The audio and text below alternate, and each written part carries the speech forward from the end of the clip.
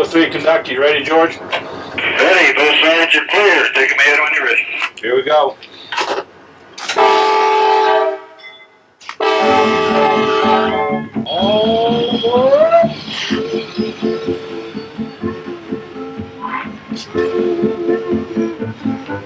Why do we still love to climb aboard a train? What is it that makes us pause to listen to the cry of a faraway whistle? Those whistles still echo through America.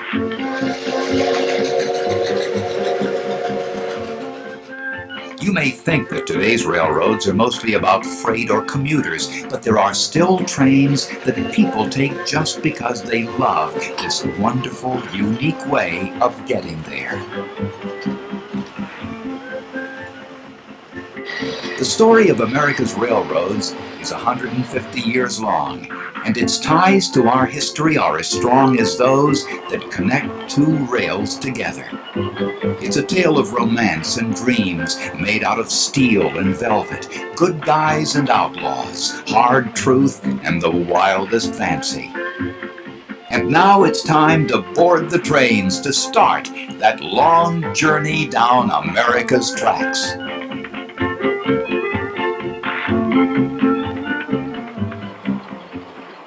Our fantasies today are of planet hopping and powerful rockets into the unknown.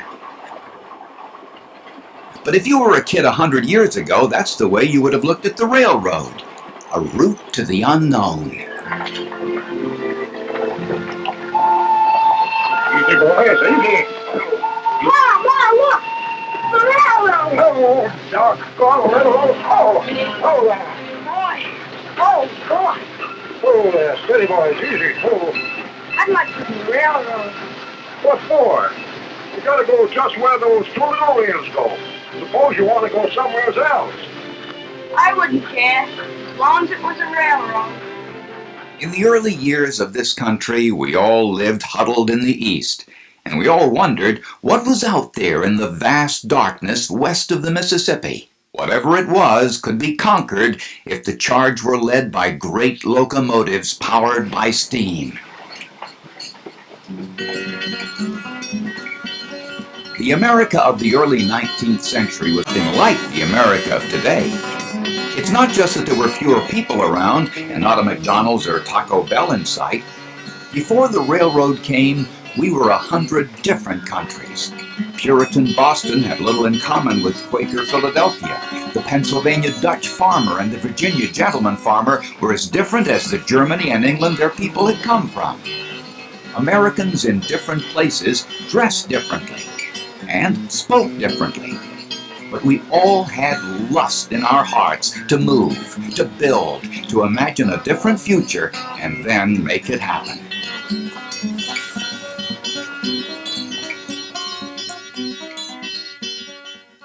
But in the America of the early 19th century, getting anywhere took real pioneer grit.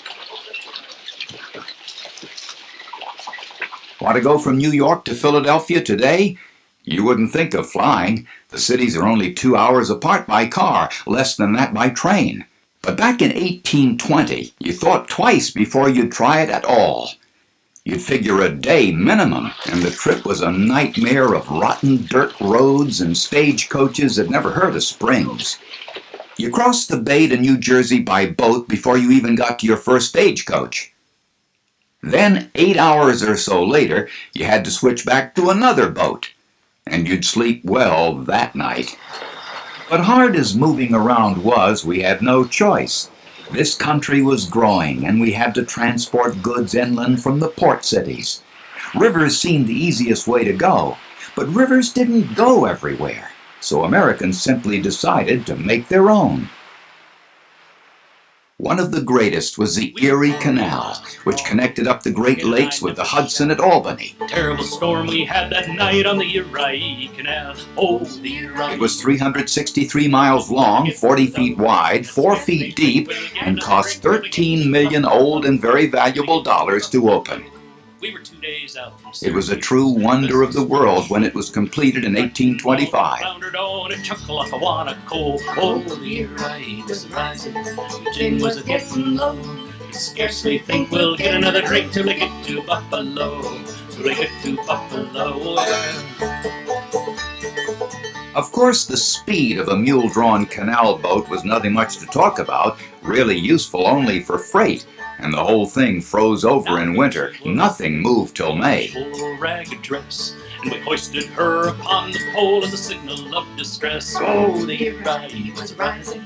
America wasn't going to go west at that rate. Think we'll get another drink till It was the English who put America on track. Coal mines in England had been hauling coal on tracks for years, but it was time to find something stronger than a big animal to pull the load. In 1801, a Cornwall man, Richard Trevithick, created a steam carriage that he intended to run on rails. By superheating water in a boiler, Trevithick managed to create enough steam power to propel this carriage. Unfortunately, it blew up.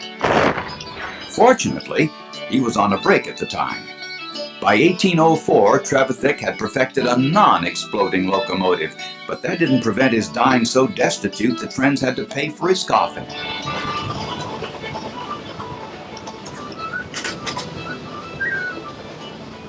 Another Englishman, George Stephenson, may be the true father of the railroad, because he was also the father of Robert Stephenson, and together the two showed the whole thing was not a crackpot idea. By 1825, the Stephensons had built the first railroad.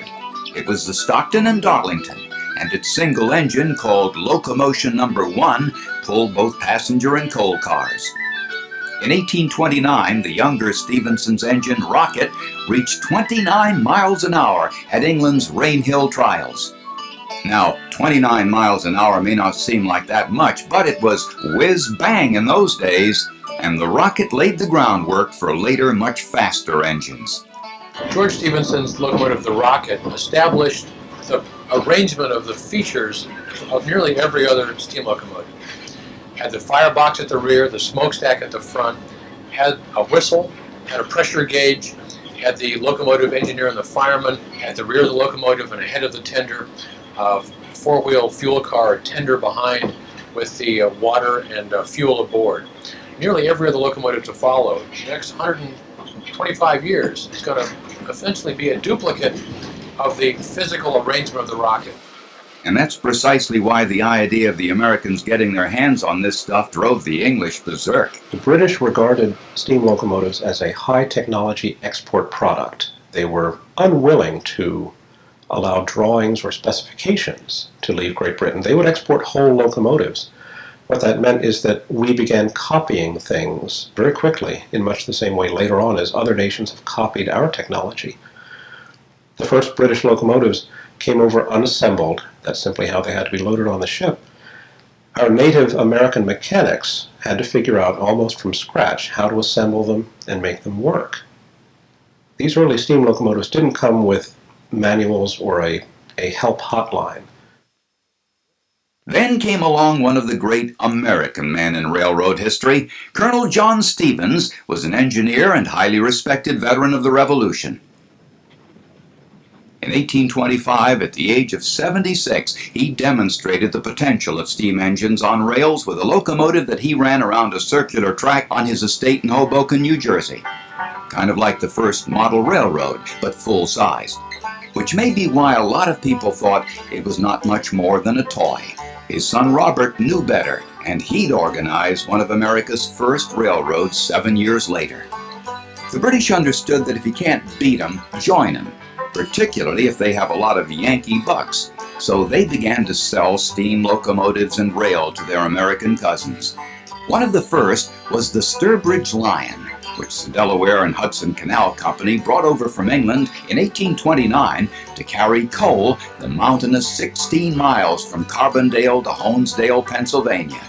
It was described at the time as a mammoth grasshopper, but it was too heavy for the rails and wound up a stationary boiler beside the tracks. You can still see its rusted carcass at the Smithsonian, a hunk of metal you'd have hauled away if it ever showed up in your neighborhood. No, it was already clear that it was going to take a lot of American know-how to make the railroad work here. And with that know-how, Americans were building railroads everywhere to compete with the canals that linked the coastal port cities with the new communities to the west.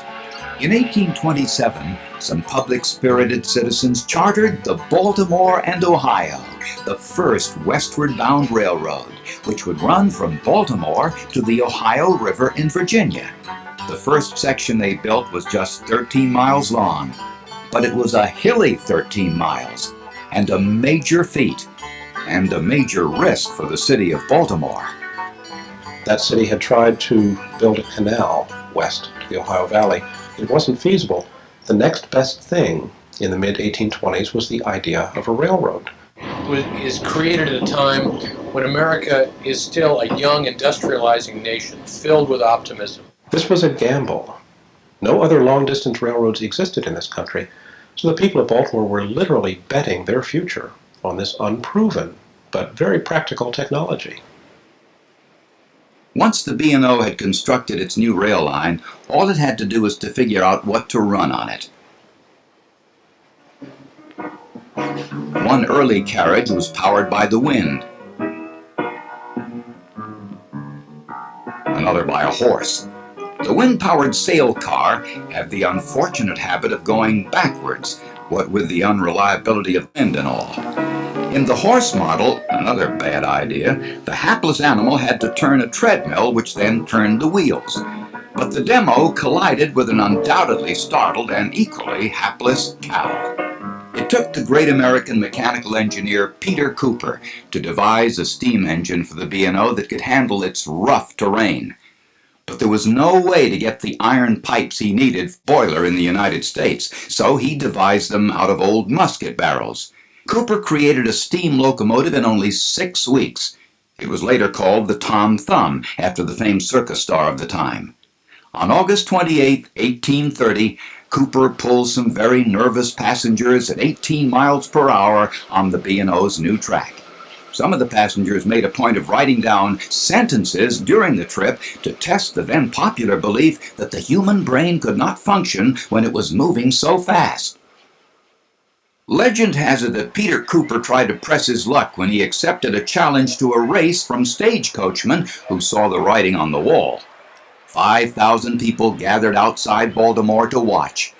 The Tom Thumb easily outdistanced the stage, but then Cooper's engine threw a pulley and was stopped cold. The stagecoachmen won, but even they knew the point had been made. The future was in steam locomotion. At the Chicago Railroad Fair in 1948, Disney animator and train buff Ward Kimball shot these home movies of a recreation of The Best Friend of Charleston. The Best Friend was built for the Charleston and Hamburg Railroad in South Carolina and was the first completely American-built steam engine to go into scheduled passenger service. Ward also took along one of his best friends for the trip, some guy named Walt.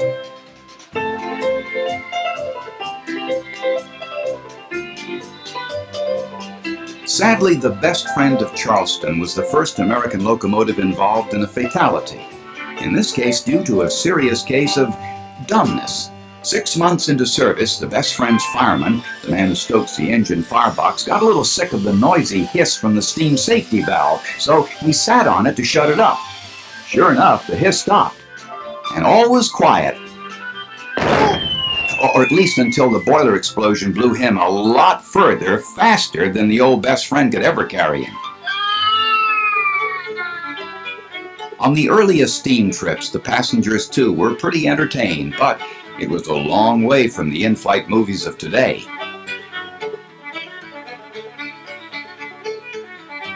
In August of 1831, the new DeWitt Clinton made its maiden voyage up in New York State between Albany and Schenectady.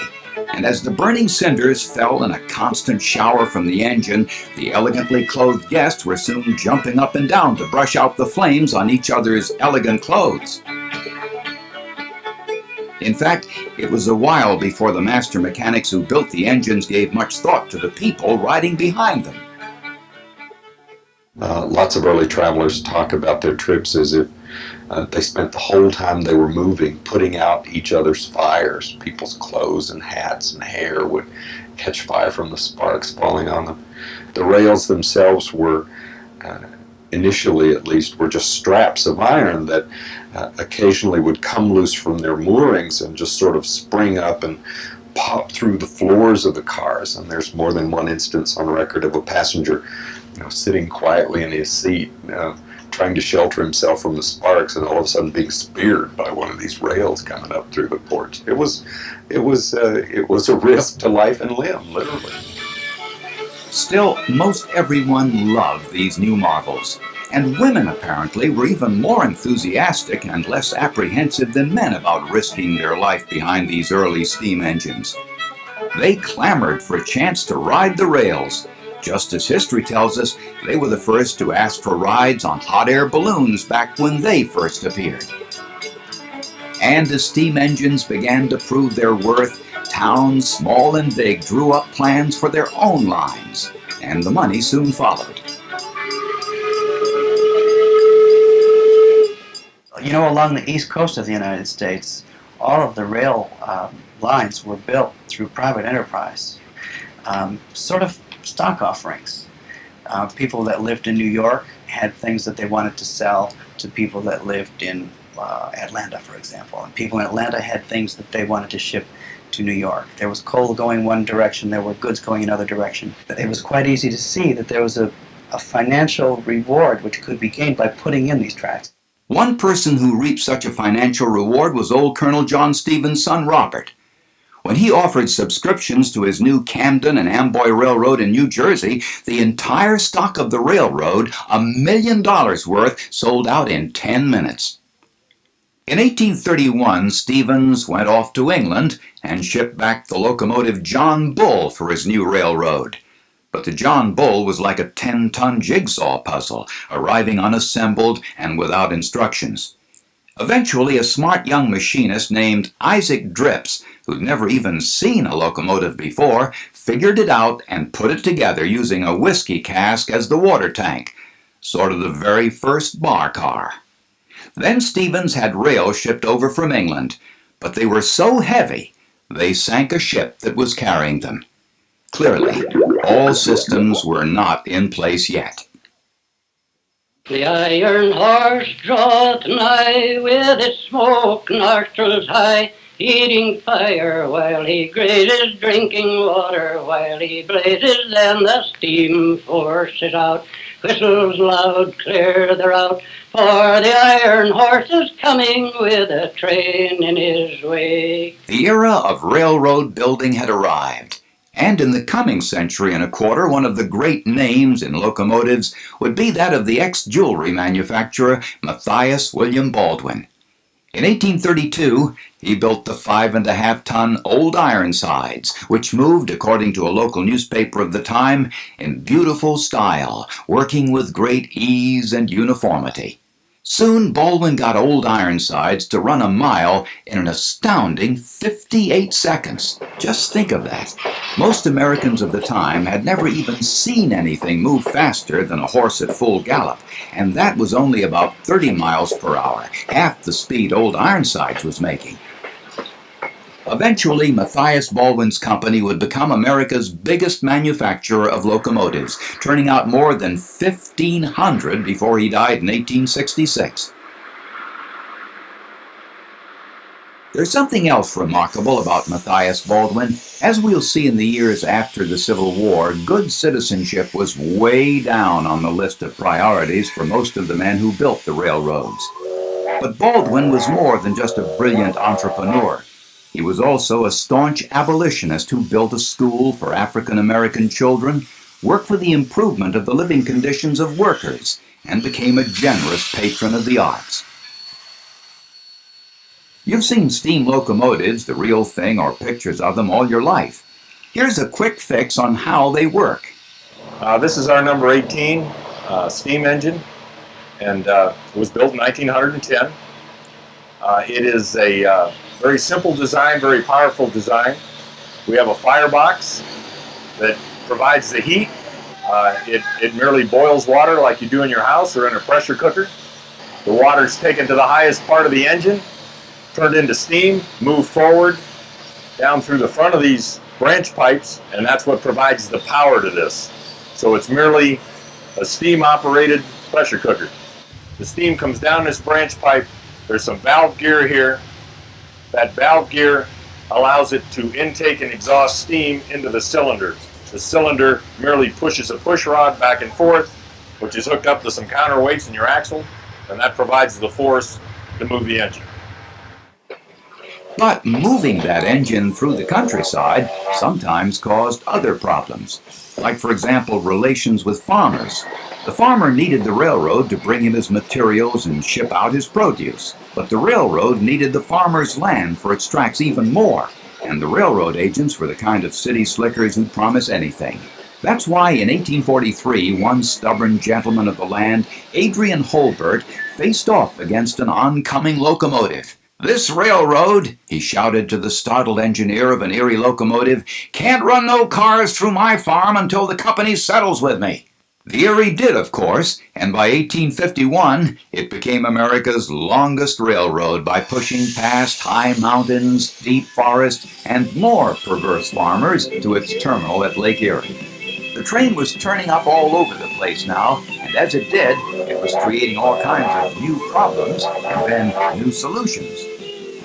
Cows. That was a big problem at first, as a 1,200-pound Holstein would amble across the track just as the 515 was coming through. No wonder that angry bulls would run at the defenseless engines and knock them off the track. It was Isaac Drips, the smart young man who'd figured out the John Bull, who came up with the cow catcher.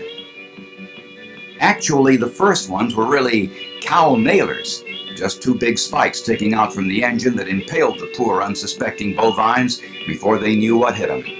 It took a block and tackle to pull off the first one, which led real fast to the hit 'em and scatter 'em type we know today. And some Michigan farmers complained to the Michigan Central about all the livestock they were losing to the new speeding locomotives. Fair enough, the Michigan Central agreed. We'll reimburse you for your losses. And with an eye towards the goodwill of the Michigan voter, they did, at a rate 3 to 4 times the market value of the animals. Well, an amazing thing happened. The number of livestock killed went up. Of course, that could have been because a lot of farmers started feeding their cattle right alongside the main line, and it said right between the rails for the older and sicker animals.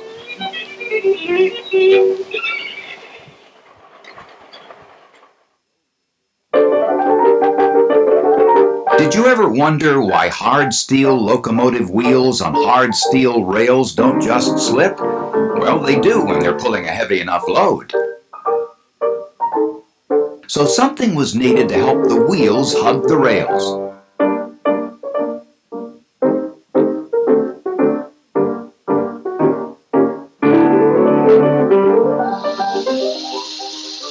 It was sand that worked, spread from pipes in front of the engine's driving wheels. And ever since then, the sandbox has become standard on American locomotives. And what about traveling at night when you couldn't see the cows in front of your face? At first, they tried setting wood ablaze in an empty car attached to the front of the train. But even after they came up with kerosene headlamps, the locomotive could still scare the bejesus out of people. Just imagine what people who saw the belching, deafening, and spark-throwing engine coming at them in the night must have thought. As Henry David Thoreau put it, "When I hear the iron horse make the hills echo with his snort like thunder, shaking the earth with his feet and breathing fire and smoke from his nostrils, it seems as if the earth had sent a race now worthy to inhabit it." But not all of Earth's inhabitants had such glowing reviews of America's trains. The European visitors to America were appalled by the American railroads. They considered the Americans to be rude in the first place, trains to be unseemly democratic in their configuration. We must remember, in America, we gave birth to the corridor or aisle day coach with an open corridor down the middle with rows of seats on either side. unlike the European compartment cars, where you were safely contained with people of your same class and did not have to mingle with the riffraff.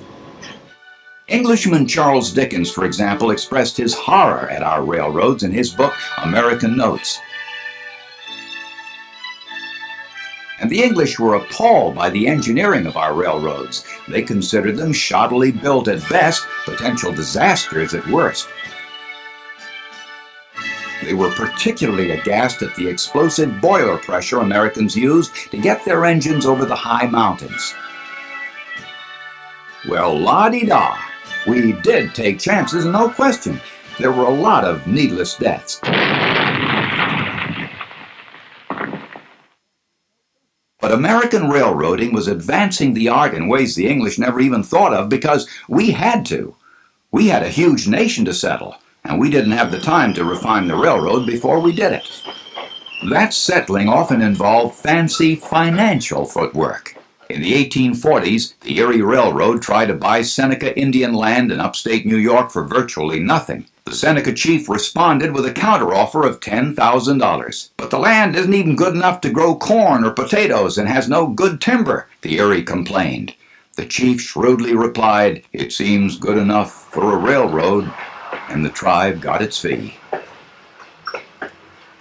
In fact, nothing could stop the railroad in its early days, and nothing seemed to stop passengers from using it either, even though the service was unreliable at best, and the frequent derailments required the passengers' help to resit the cars on the tracks.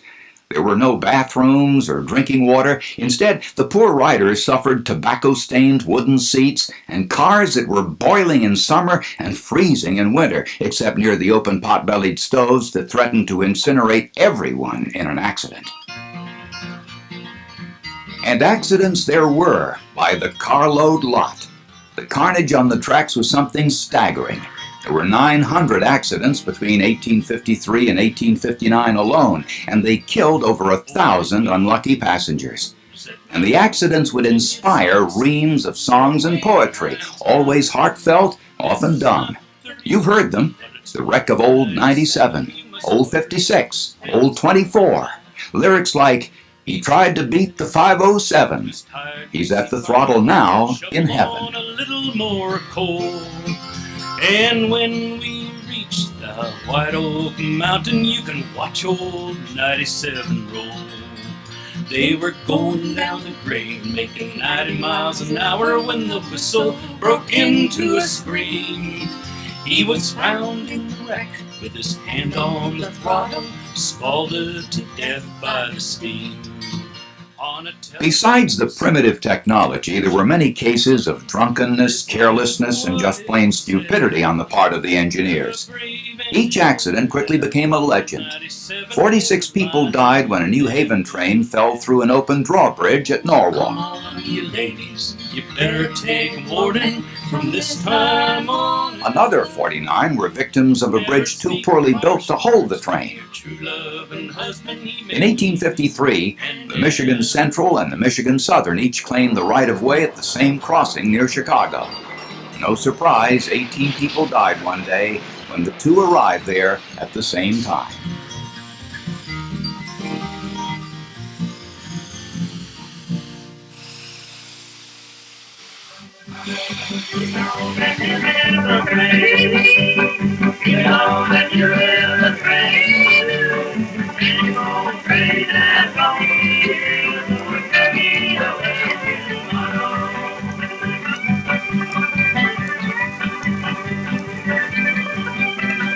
At the end of 1830, there were just 40 miles of track in all of America.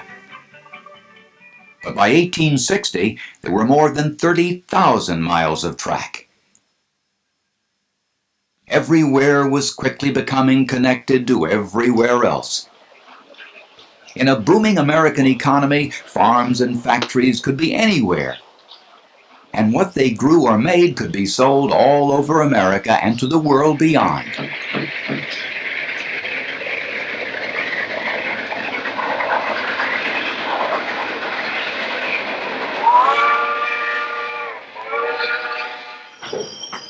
And as the railroad brought prosperity, it turned jerkwater towns into small cities, and small cities into hubs.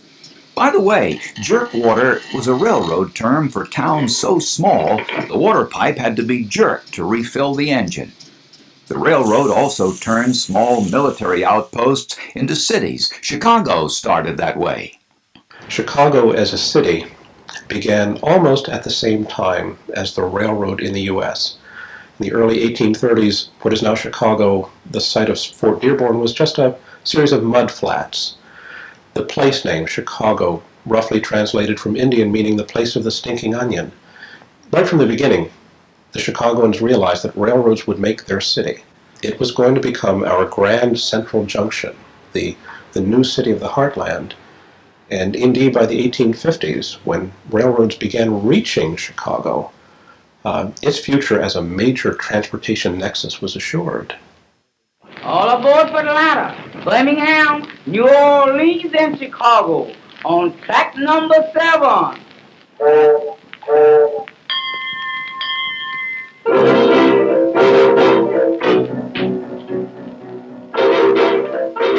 One after another, new railroads connected Chicago to points east and west. By the time poor Mrs. O'Leary's cow was charged with knocking over a lantern and setting the city ablaze in 1871, Chicago was on its way to becoming the hub of America's railroads. By the 1850s, railroad lines had sprouted everywhere east of the Mississippi. What with trunk lines and branch lines, the whole eastern United States was like a giant forest of railroads. But more than half the country still lay untouched by a train, and the next great barrier was the Mississippi itself. And by the time the railroads reached the mighty river, it was already a bustling highway of water traffic.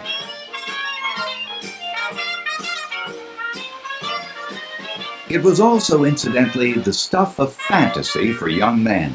Mark Twain told us, "When I was a boy, there was one permanent ambition among our comrades in my village, and that was to be a steamboat man." The legendary Mississippi steamboats plied their trade up and down the river, carrying goods, good people, and rascals, scalawags, knaves, and rapscallions as well.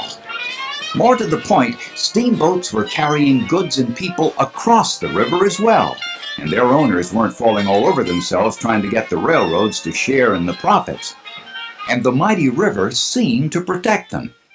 For those people who were worried about the expansion of the railroad, or who operated competing modes of transportation, like the riverboat operators, the Mississippi was seen as the great barrier, the thing that would keep the railroad from expanding to the west, and would preserve the competitive edge that the river travel had at that time.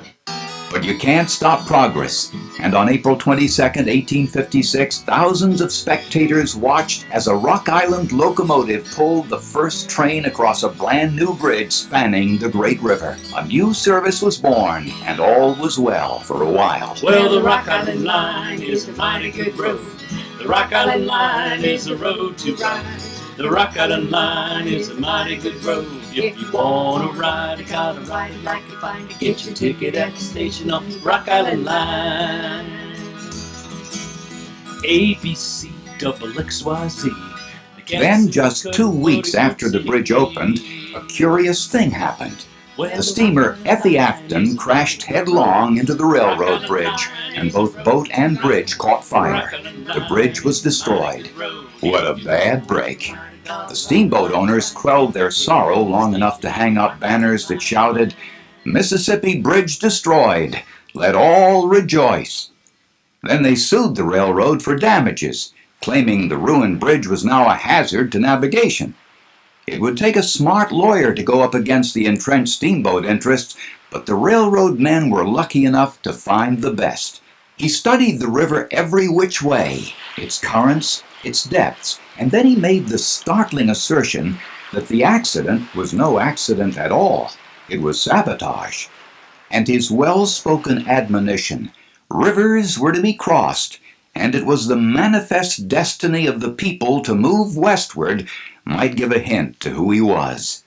This smart young lawyer was named Abraham Lincoln, and he'd be president of the whole United States before 4 more years had passed.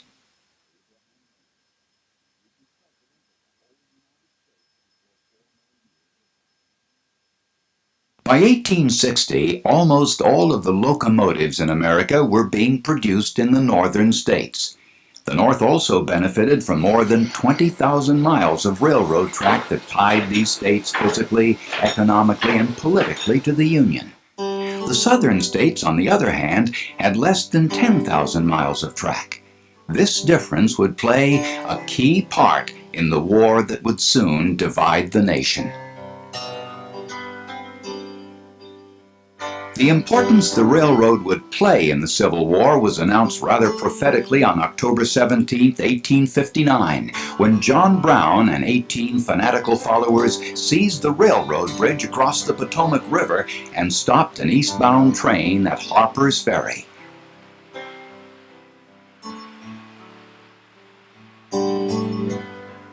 Throughout the remainder of the war, this strategic bridge would be built and rebuilt 9 times. When the Civil War erupted in 1861, America's railroads faced their first big test. Both sides had a powerful new instrument of battle, one that could move troops in large numbers in good weather and bad, and supply them far from home. At first, the generals and politicians really didn't know what the railroad could do for them or against them. Very quickly, as the war began heating up in 1861 and 1862, the officers in the field especially realized that with the railroad, they could make their army mobile. Not so long after the rail lines had gone in, wrecking them became a major military objective. To keep the rails from being reused, troops would twist them around tree trunks to become what the Union men called Sherman's neckties. Troops in major areas of struggle like Northern Virginia would arrive by rail and leave by rail, destroying the tracks behind them. So the construction, destruction, and rebuilding of rail lines and rolling stock never stopped. In one of the war's many turning points, the Union moved 25,000 men on 30 trains to bolster their forces in Tennessee in under 12 days. No one could question any more that this was a true railroad war. It was Atlanta's position as a railroad hub that made it William Tecumseh Sherman's prime target in his bloody march to the sea. The reputation of men was made on their ability to get the railroads up and running as fast as possible. One of the best was the Union bridge builder Herman Haupt. He constructed a 400-foot-long, 100-foot-high bridge over the Potomac in under 2 weeks. A dazzled President Lincoln reported, "I have seen the most remarkable structure that human eyes ever rested upon. Upon my word, there is nothing in it but bean poles and corn stalks." The American Civil War, in many respects, was won by the industrial capacity of the North, and an important component of that industrial capacity was the ability of the North to build, maintain, repair, and efficiently operate railroads on behalf of its war aims. I believe that the North won the war, not only on the basis of its superior manpower and its industrial capability, but because the North really knew how to use railroads to get the men where they were needed. But the most celebrated railroad story of the Civil War was the great locomotive chase. A Union spy named James J. Andrews took a band of volunteers deep into the South to capture a train. The goal was to move it up the line to an imminent battle site in Chattanooga, Tennessee, destroying the rail line as they went to prevent Southern supplies from reaching Chattanooga. As portrayed in this famous Buster Keaton movie, Andrews and his men on April 12, 1862, boarded a Western and Atlantic Railroad train and its locomotive, the General, while the train sat unguarded at Big Shanty, Georgia. They headed north at full steam. But soon, a conductor for the railroad named W.A. Fuller and a shop foreman named Anthony Murphy, two of the South's most remarkably plucky men, gave chase, not on a locomotive, but on foot. Soon they switched to a handcar, the only rail vehicle available, but that wasn't much of an improvement. Fortunately for them, rail traffic kept slowing the General up ahead.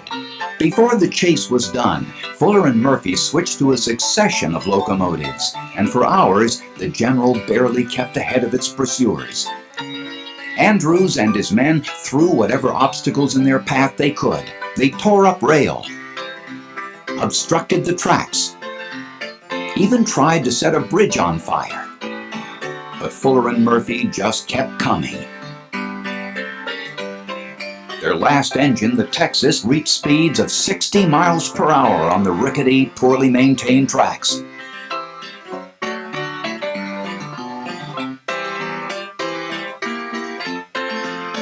Finally, out of fuel, the General ground to a stop. And what the movie didn't show was that Andrews and his men took off for the woods in hopes of crossing the Union lines to safety. But most never made it, and Andrews and some of his men were tried as spies and hanged.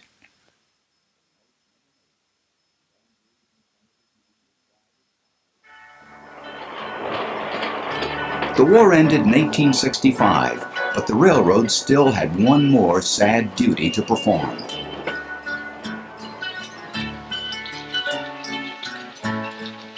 Anybody who lived through the 1960s remembers the funeral of John F. Kennedy.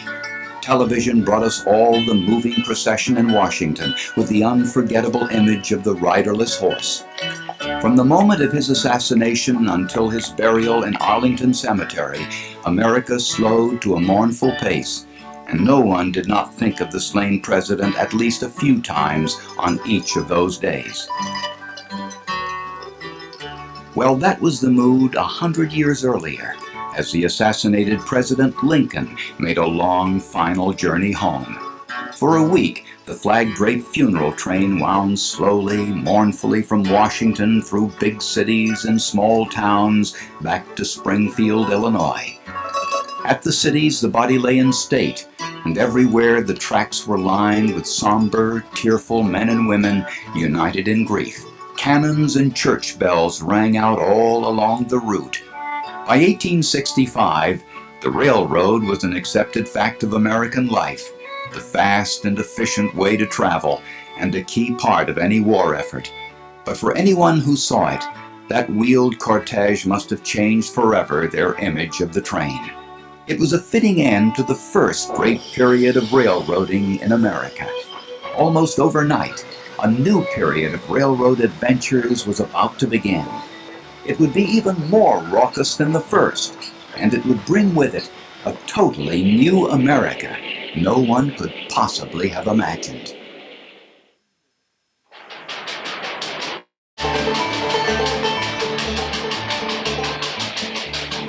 This train is bound for glory, this train. This train is bound for glory, this train. This train is bound for glory, don't care nothing but the righteous and holy. This train is. When Abraham Lincoln went home to his final resting place in Springfield, Illinois in 1865, it was a railroad train that took him there. And in that picture was the history of America till that time. By the mid-19th century, thanks to the train, all the lands to the Mississippi were well settled and well served. Then the Civil War left the nation bitterly torn apart, and the train had been a key part of that terrible conflict. Now the railroad was about to come into its greatest glory. It would get Americans back to the job of expansion until a continent-wide nation was ours. After the war, we began to think of ourselves as a nation, a United States. Instead of Virginians, Georgians, Carolinians, or Connecticut Yankees, we started calling ourselves Americans. Americans have always loved slogans, and our drive west was driven by a great one, Manifest Destiny. A New York publisher coined that in 1845, and it seemed right enough. One nation from the Atlantic to the Pacific was the Almighty's plan. But this immense continent was worth almost nothing unless we could get to all of it. And thank God, the railroads were there to make it happen. Back in Europe, the railroads connected up the great cities built long ago. Here, the great cities were still to come, and it was the railroad that was going to build them. And there was a very big reason to reach the West, and that was gold. The 1848 discovery at Sutter's Mill started the California gold rush, and who knew what other fabulous wealth lay out there? But without a railroad, getting there was not half the fun. You could go overland by stagecoach from Missouri, but there were no roads, just Indian paths and ruts where settlers ventured before you.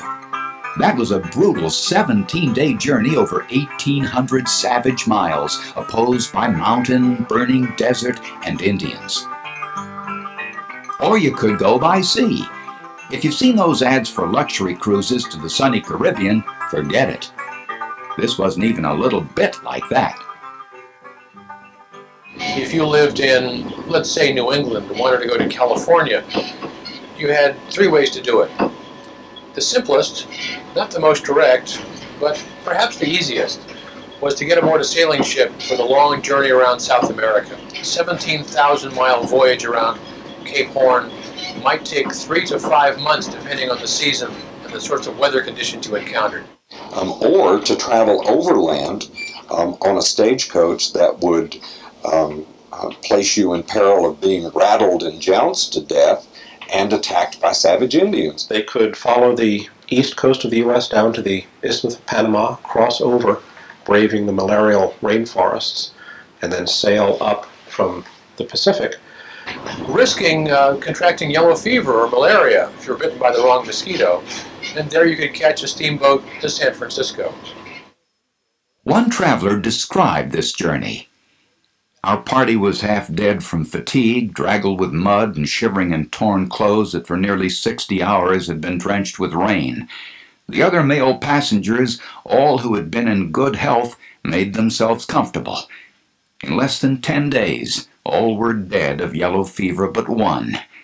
I alone of all those afflicted survived.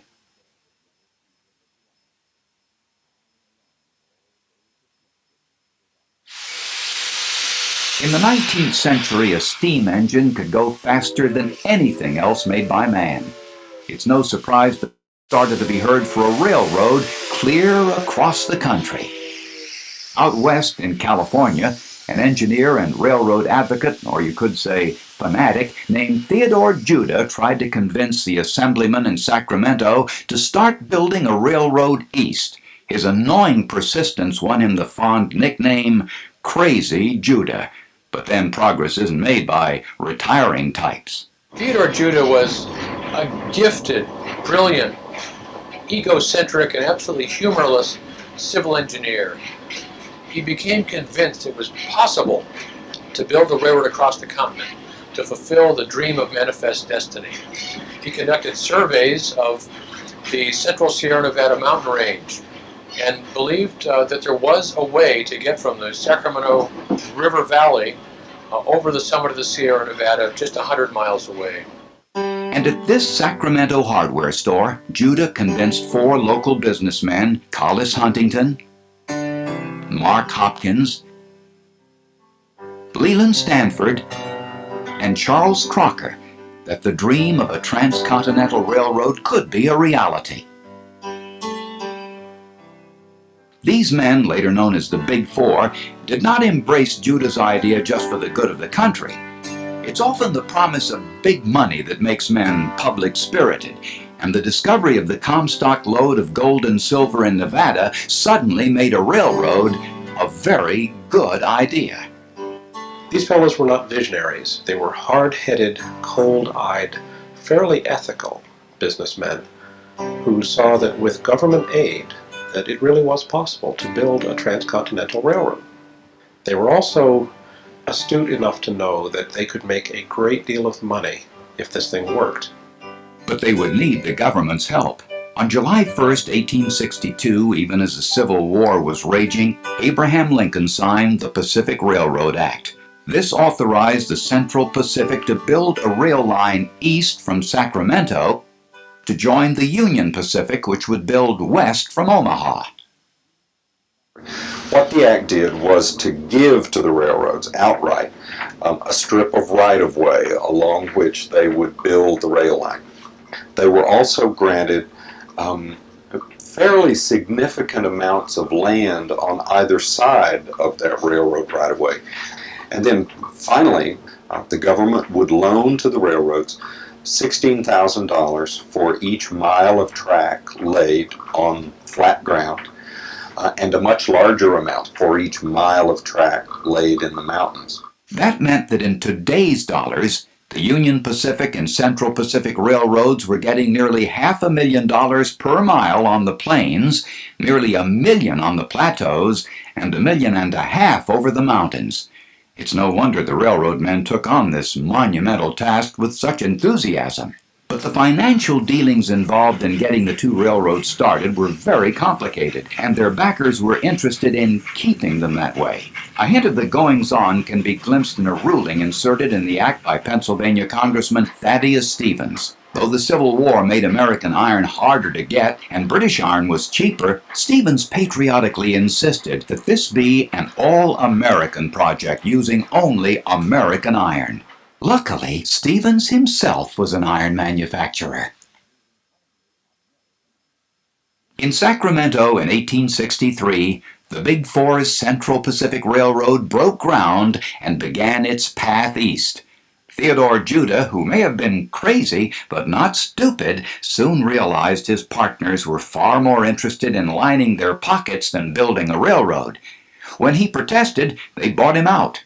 So Judah left for New York to find the money to buy them out. But on the trip east, a mosquito proved Crazy Judah was right to fight for a transcontinental railroad in the first place.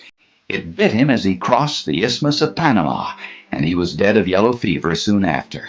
I think in the annals of American engineering history, there is little, if anything, to compare with the accomplishment of those men who built the Central Pacific through the Sierra.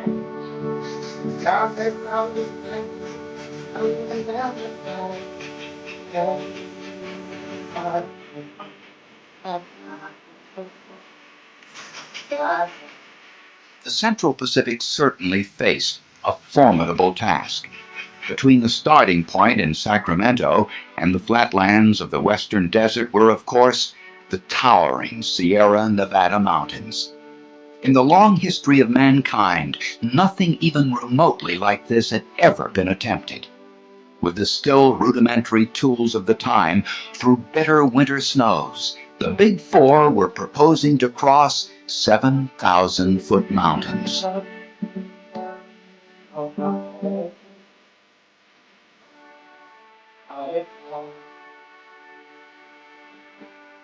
They had to blast tunnels through some of the hardest granite anywhere in the United States, if not in the world.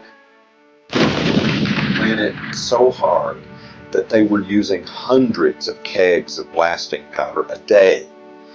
And even with that kind of explosive power behind them, there were days when they were able only to push into that granite, to chip into that granite a few inches. And they didn't have to do that just once. They had to do that in tunnel after tunnel, over mountain after mountain. Across the continent, the Union Pacific would certainly have an easier time of it, at least until they reached the Rockies. The plains were good and flat, but they were also nearly treeless, and the railroad would need untold amounts of wood for construction to reach its target. But the first target for both railroads was hiring labor, and lots of it. It would take armies bigger than many around the world to supply and build this colossus. At first, the Central Pacific tried American labor, but many of these men they hired felt they'd like to get rich too, and left as soon as they reached the new gold and silver mines of Nevada. So Charles Crocker tried something unprecedented. He turned to the Chinese. Some 16,000 Chinese lived in California in 1864. Most had been drawn to California by the lure of the gold rush, as had been people from every other country around the world. Charles Crocker the construction boss of the Central Pacific Railroad, suggested that the Chinese be tried as a railroad construction crew. This idea was treated derisively, and there was tremendous prejudice against the Chinese at this time. But he said that if they could build the Great Wall of China, they're certainly capable of building our railroad. Crocker's pets, other workers would call them, and they suffered appalling prejudice, but on they went about their work, chipping away by inches at the granite rock, hanging from baskets over deep ravines as they inserted dynamite into the rock, surviving untold hardship in the hope of one day returning home. But words and old pictures still cannot capture the sheer enormity of building across the Sierras. Avalanches were a continual deadly threat. Blizzards were an everyday occurrence. The snows here are what had forced the legendary Donner Party to cannibalize each other for food 20 years before. To protect trains from the killing snows, the men of the Central Pacific constructed nearly 40 miles of snow sheds over the new track lines. 8,000 Chinese worked around the clock for months to bore their way by hand the quarter-mile through the summit tunnel. Some days, the progress was measured in inches. At last, in the summer of 1868, the mountains had been conquered, and only the flatlands lay ahead. With few interruptions, the rate of track laying accelerated, and the all-out race with the Union Pacific began. We've seen how the Big Four got the Central Pacific started in order to enrich themselves in the process. Well, they were like children compared to what the owners of the Union Pacific were up to. Principal among them was Thomas Durant, an ex-doctor from New England who had been instrumental in getting the 1862 Pacific Railroad Act passed. Getting the Union Pacific started was a tough job at first because the whole enterprise seemed mad. But he lent enough money to friends so that the railroad could be incorporated with himself in firm control. Durant admired, in the way any ordinary fish might admire the piranha, the French banking group Crédit Mobilier, which had made its backers obscenely wealthy as it built France's public monuments under Napoleon III. Durant set up his own Crédit Mobilier in the United States for his great railroad. He used this front to charge the government grossly inflated prices for the Union Pacific's construction costs. He would then siphon off the difference between the real and the exaggerated prices and divvy up the profit between himself, his friends, and helpful congressmen. Almost immediately, the Crédit Mobilier was thriving, while the Union Pacific was going steadily bankrupt. Clever as the scheme was, its excesses would eventually bring about Thomas Durant's downfall. The Union Pacific held its groundbreaking ceremonies on December 2, 1863. In the manner of those days, the hyperbole ran thick. Here's what Durant's associate, the enthusiastic and aptly named eccentric George Francis Train, had to say. The Pacific Railroad is the nation, and the nation is the Pacific Railway. This is the grandest enterprise under God. But progress was slow for such a grand enterprise, and Durant clearly needed someone to take control of construction. In 1866, he hired Grenville Mellon Dodge, an ex-Civil War general who organized his men like an army, 10,000 strong. As his construction bosses, Dodge chose two brothers, Jack and Daniel Casement, and they in turn hired a crew of Union and Confederate war veterans, former slaves, and immigrant Germans and Swedes. But the bulk of the UP crews were Irish, recruited straight from Ireland by the boatload. Under the Casement brothers, the perfect organization of the work was a pleasure to behold. It was like an assembly line, with the surveyors up ahead, the graders behind them leveling the ground and building the bridges, and then the trackmen themselves laying the ties, then the rails, spiking them down, then adding ballast to keep them in place. All followed by the supply trains right behind them. The rhythms of the work were so constant that songs that followed those rhythms became another tool of the job. There was Whoop So Long, Louisa Jane, Brennan on the Moor, and the most famous, Drill Ye Tarriers Drill. ye terriers, drill. Drill, ye terriers, drill. For you work all day till the sugar in your telly. Down behind the railway, and drill, ye terriers, drill. And bust and Of course, the world didn't stop while the Transcontinental Railroad was being built. In 1868, in France, for example, Claude Monet painted Saint Adresse. Up in New England, Louisa May Alcott wrote Little Women. In Russia, Tchaikovsky composed his first symphony. And at Badminton Hall, the Duke of Beaufort's home in England, the new game of badminton was devised. Badminton, a lovely game. Out on the plains, the men who were building the railroad might have tried it if they weren't too busy drinking and gambling and whoring and shooting each other dead. These men had a fair amount of disposable income and nowhere to spend it. And America being America, we were very quick to provide entertainment. They were called Hell on Wheels. The verdict read murder in the first degree. Lee Brown hollered, Lord, Lord, have mercy on me. He looked at the judge with... As the railroad moved west, towns along the route were thrown up overnight, witness to unimaginable debauchery for a month or so, and then more or less simply abandoned.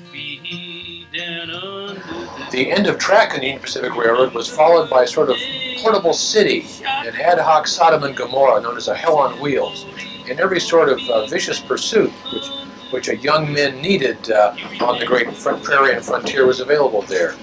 Gambling dens, halls of negotiable affection, saloons, and any other vice you needed could be provided for on the Great Plains. The sweet little town of Benton, Wyoming boasted 23 saloons and 5 dance halls. It wasn't the Chamber of Commerce that described its good people as a congregation of scum and wickedness, almost everybody dirty, many filthy, and with the marks of lowest vice, averaging a murder a day, gambling and drinking, hurdy-gurdy dancing, and the vilest of sexual commerce, the chief business and pastime of the hours. This was Benton.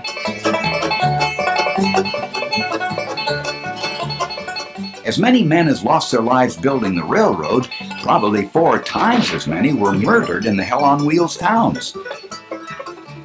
And then even the towns got out of town. When it was time to move on, buildings would be knocked down and taken by rail to the next site. These were very transient towns, though. Some existed for a week or 2 and then moved on and didn't leave a trace, except the legend of Hell on Wheels. One day a train arrived in Cheyenne, Wyoming, the next town up the line from Julesburg, Colorado, with all of Julesburg's gamblers and dance hall girls and half its knocked-down buildings aboard. Gentlemen, a brakeman is claimed to have said as he started tossing off his wooden and human cargo, here's Julesburg. Things got so bad, what with so many needed railroad men making one-way visits to town, that Jack Casement was called upon to start cleaning things up. And with the help of some vigilantes, the worst of the offenders were suddenly absent. In Laramie City, Wyoming, 4 outlaws were hung from telegraph poles. When one newspaper man questioned the hangings, he was told they apparently all tried to climb the poles and broke their necks in the effort.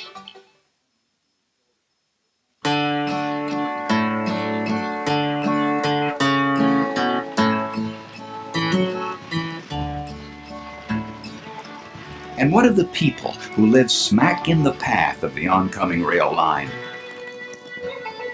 The Plains Indians certainly had claim to the land that was being bisected, what with the deeds they'd received in perpetuity from Washington. This had been their land, and it was still sacred to them. But America didn't become America by holding back when there was progress to be made. So if the railroads and their friends in Congress had to move these people out of the way, so be it. And that's how small skirmishes soon became all-out war between the tribes and the United States Army. It's hard to believe there was anyone, native or white, who didn't know how it would end. But for a while, these Native Americans certainly slowed the railroad down. The Cheyenne Dog Soldiers, as they were called, would attack the lead men, the railroad surveyors and track layers. In 1867, the U.S. government sent Generals Winfield Scott Hancock and the flamboyant George Custer to solve the problem. They leveled native villages all over the plains and killed hundreds of their people. And in the end, of course, the trains went through. There were no great Indian massacres. The legend of the building of the Union Pacific Railroad is quite colorful, and the relationship between the railroad and the Indian tribes has been embellished beyond almost all recognition. But there were a few celebrated incidents where groups of Indians derailed trains or interfered with track construction crews.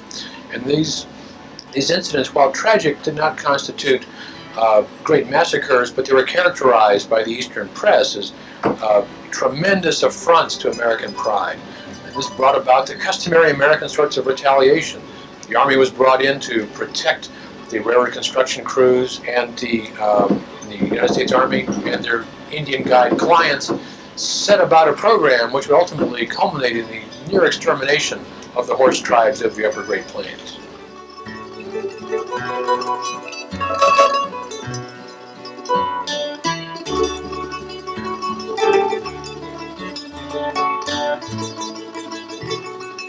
On the Union Pacific, there was a notable native attack at Plum Creek, Nebraska. The Cheyenne had lost everything to the Army and decided to derail a locomotive in retaliation. An English telegraph repairman, William Thompson, was shot and then scalped. He survived by playing dead until he could crawl away. In his dazed state, he retrieved his scalp where the Indians had dropped it and carried it in the hot sun 15 miles to the nearest station. After attempts to reattach the scalp failed, Thompson gave it to the city of Omaha, which displayed it for years at the public library. As for Thompson himself, he returned, very understandably, to his native England.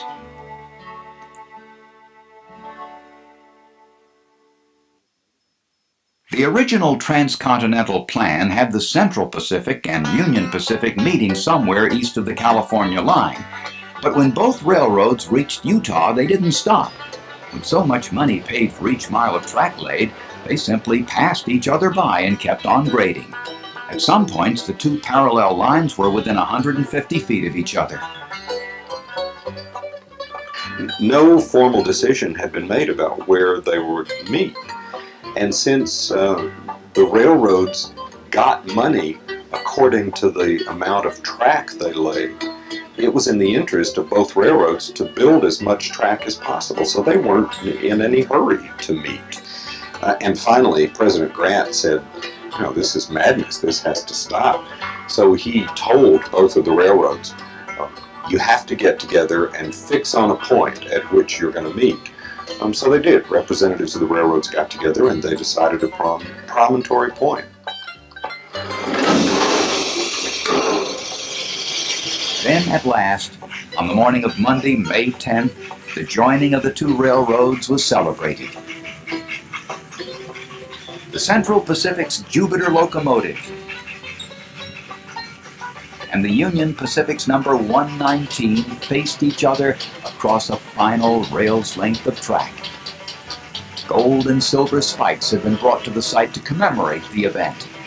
There were the usual prayers and speeches for an occasion like this, duly recorded by photographers and newspapermen. Then the Central Pacific's Leland Stanford, by now Governor of California, raised his silver-plated hammer high to drive in the last spike. He swung and missed, which set off howls of laughter from the trackmen who'd just driven 1,000 such spikes. Thomas Durand of the Union Pacific, whose skill at building railroads had never been remotely physical, then took his turn, and he too missed his mark. Some would later say that was just good manners. Finally, at 12:47 p.m., the spike was driven home, and the telegraph message went out to the nation. Done. What had once seemed an insane dream was now in place. After 6 furious years of construction, America had a spinal cord of steel that united its two great oceans. Almost instantly, the whole nation erupted in celebration, the way they would 100 years later when Americans would land on the moon. This was the moon landing of the 19th century. Jesse James was a man, a friend to the poor. He'd never see a man suffer pain. And with his brother Frank, he robbed the Chicago Bank and stopped that Glendale train. It's amazing how many colorful characters the railroads inserted into American history. While the robber barons were picking the railroad companies clean from within, a small and plucky group of ruffians were trying to do the same thing from without, on a much smaller scale, of course. This new brand of bandit saw the trains as rolling safe deposit boxes and easy pickings. It was relatively easy to stop a train. In the era when communities were widely scattered in the West, you could pick an isolated spot, disable a train, incapacitate the crew, steal the strong box or blow open the baggage car and be off with the loot in no time at all. People who aspired to become wealthy the easy way by taking it from others knew this. They knew that the railroad train was an easy mark. And there were two kinds of train robbers. There were those who would hold up the passengers of a train and collect their valuables, watches, jewelry, and money. And those who would look for, if you will, the high-value cargoes, payroll, government currency, bullion being shipped in a baggage car. And by the 1870s and 80s, there were enough people sick of the railroad's high-handed ways to make many of the train robbers popular heroes. It was just like the gangsters of the Roaring Twenties 50 years later. If the bad guys weren't exactly giving to the poor, at least they were robbing from the rich. And when America began making movies, the Great Train Robbery showed there was no better subject than robbing the rails.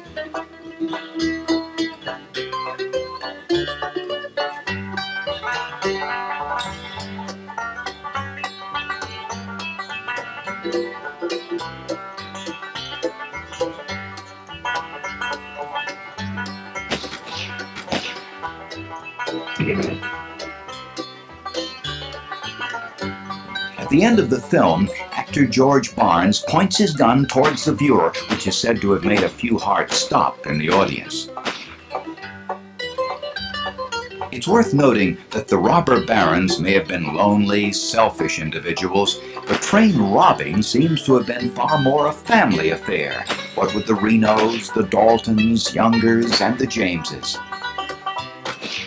Other colorful characters included the Hole-in-the-Wall Gang, Kid Curry Logan, Butch Cassidy, and of course, Harry Sundance Kid Longbaugh. And if you're a fan of the hard-boiled detective novel, you also owe a debt to the railroads because they gave us private eyes. A Scotsman named Alan Pinkerton and his sons William and Robert were hired by the railroads to track down and remove the train robbers.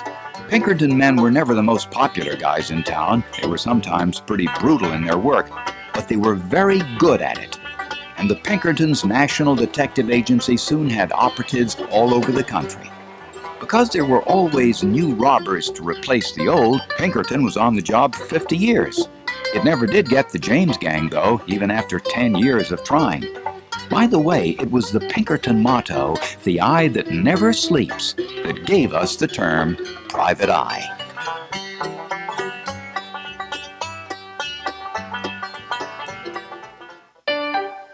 The West wasn't the only place that was wild in the late 1900s. In the East, a group of scoundrels was bent on making a pile of dough by buying and selling established railroads.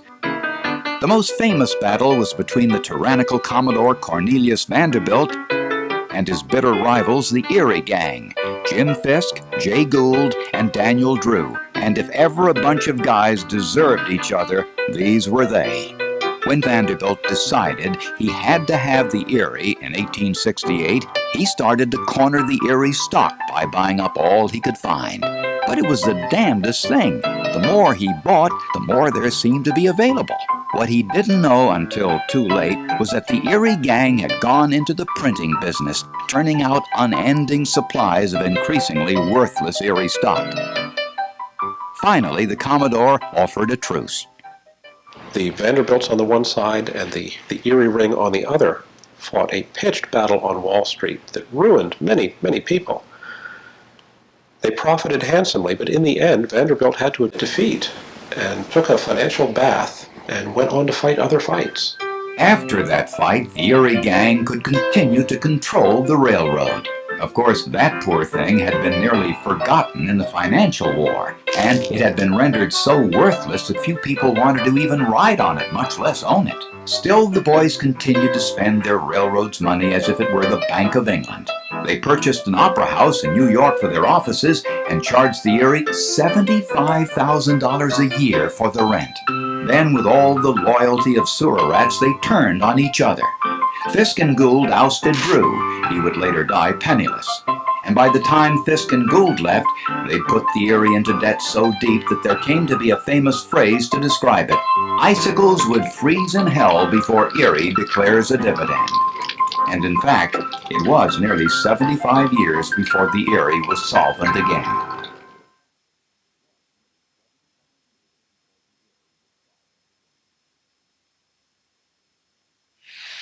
And as the Iron Horse was changing America, it was changing itself as well. Time was when traveling by train was little better than traveling the old stagecoaches. The cars were filthy, the ride bouncy and hard. But God bless America, if you can pay for it, they will build it. And by mid-century, class had come to the rails.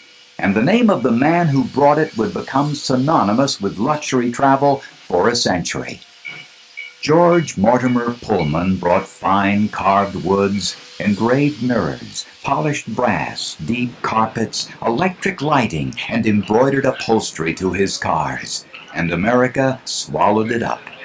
Beside the parlor cars for day travel, there were the sleeping cars that made Pullman's name. They had comfortable beds that folded away during the day. There were cars with magnificent private rooms, and others with upper and lower berths from end to end. The name Pullman became synonymous with luxury travel.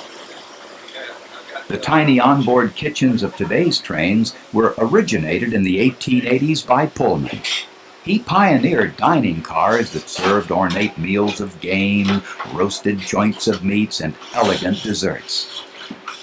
Before dining cars, eating on the transcontinental rail trips had been a dismal business. Passengers were entirely at the mercy of the railroad when it came to meal. The train would stop at an eating place, and the passengers would be herded off of the train in a crowd, forced to eat whatever food was available, given a very limited amount of time to bolt down that food, and then herded back onto the train so that it could take off. So the entrepreneurs, the local operators of these eating establishments, were free to do just about whatever they wanted to. The operators of these things would exploit the passengers horribly. They charge $1 or $2 or $3 for a sandwich, which might be made with moldy bread and inedible meat, realizing that once they got back on the train, and they'd have to hurry back on the train to catch it before it departed, they'd open their sandwich, and no matter what it was, they'd have to eat it. There'd be no recourse. There'd be no going back. An Englishman, Fred Harvey, changed all that. His restaurant in Topeka, Kansas was such a success that the Santa Fe Railroad hired him to open places all along its route. The food he served was tasty and wholesome, but it was the wholesomeness of the Harvey girls that marked the biggest change. These were waitresses in Fred Harvey restaurants who were well brought up, well-mannered young women who wore immaculate starched uniforms. Many of them were recruited from the East and came from at least some semblance of a cultured background. They were expected to maintain the highest moral standards. They were taught to be efficient waitresses, but at the same time pleasant and courteous to their customers. These women brought at least a semblance of cultured civilization to the frontier. Harvey ended the days, Fred Harvey ended the days when a cowboy would come into an eating establishment and prop his spurs up on the table and drop off his gun belt on the floor. Trouble was, the men out west had never seen anything like these Harvey girls, and they were drawn to them like bears to honey. Old Fred was losing so many of them, he finally made them sign a contract forfeiting half their salary if they went off and tied the knot their first year.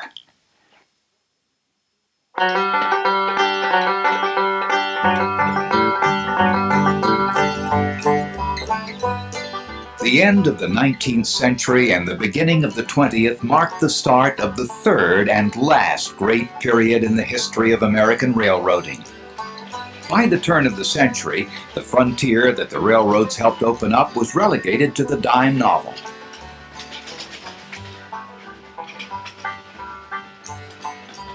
Just about every place was settled and peaceful, and the days had passed when the railroads could do anything they wanted. And the men behind them who'd sell their grandmothers for $50, they were gone too. All in all, progress had neatly cut all the color out of the story of the railroads. There had been just too many people out there who demanded that the railroad barons be tamed. It was like a giant and ferocious dog brought to heel. And then something amazing happened. The railroads noticed they could profit by appealing to the passenger. The golden age of American railroads had begun. Trains had been around since the 1840s, but even all that hullabaloo about the Transcontinental Railroad didn't change a basic fact. Until the 1890s, traveling by train wasn't all that swell. Most trains were uncomfortable, bumpy, sometimes downright dangerous. Service wasn't anything you'd write home about, and with the state of the mails at the time, the letter might not have gotten there anyway. But the most annoying part of train travel was how long it took. You think of trains with names like the Flying Zephyr? It was really more like the Sleepy Snail. Then, in the 1890s, the railroad started to get serious about speed, made possible by better tracks and more powerful engines. The little train that could now grew bigger and bigger until it was a behemoth. Some of these massive engines reached remarkable speeds. In 1893, the Empire State Express reached 112 miles per hour between New York and Buffalo. In your lifetime, you've never traveled to New York or Buffalo at anywhere near that speed, and you probably never will. Of course, more speed brought more danger, sometimes with a direct effect on popular culture. Engineer John Luther Jones, better known as Casey Jones, was taking the Illinois Central Cannonball out of Memphis for Canton, Tennessee. He was 95 minutes behind schedule, a disgrace for an engineer in those days, so he tried to make up the time by running at full throttle. He almost made it, and then a brakeman with a lantern in hand warned Casey to slow down, but it was too late. And as generations of railroad fans know, he smashed full speed into railroad history. Casey Jones, he mounted to his cabin, took a farewell trip into the promised land. What happened shouldn't have happened. It shouldn't have happened in this day and age, but that's what happened back then. Casey Jones messed up. He wasn't a good engineer. It's a song, and it happened. In the popular legend, he's a hero. Among railroad people, Casey Jones is just a sloppy runner, a poor railroader, somebody who was going too fast, much faster than he should have been going. He let his train get away from him and paid for it with his life.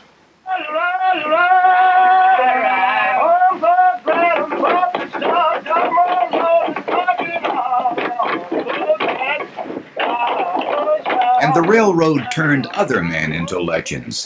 There was John Henry, for example. He was a steel-driving man. And what that meant was old John could spike down more railroad ties than any other man.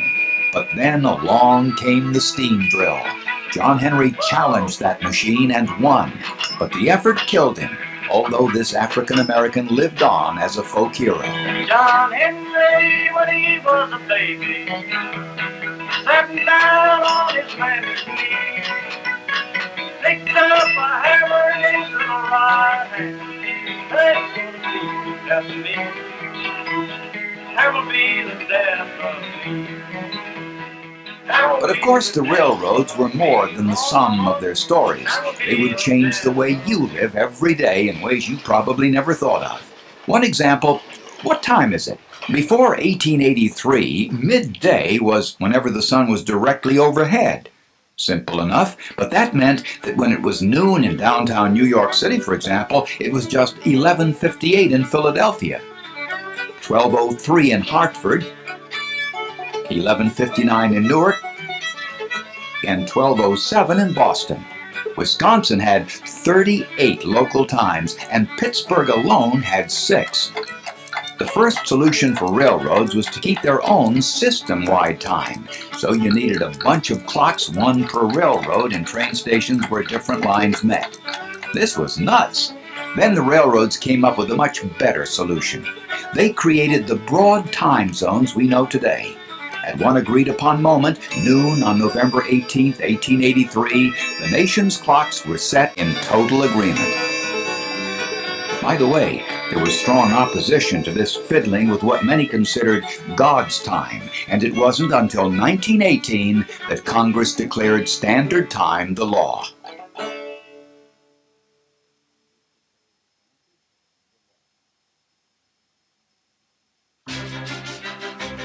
In the early part of our century, dramatic changes were occurring in the way the railroad transported people.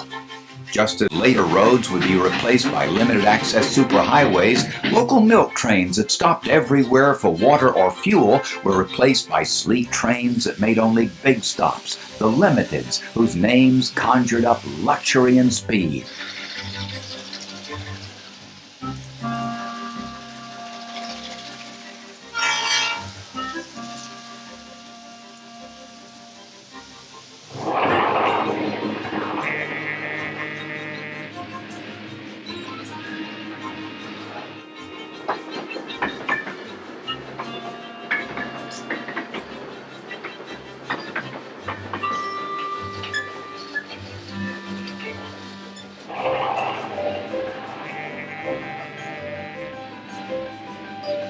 And of course, two of the most famous luxury trains were the New York Central's 20th Century Limited, which raced between New York and Chicago.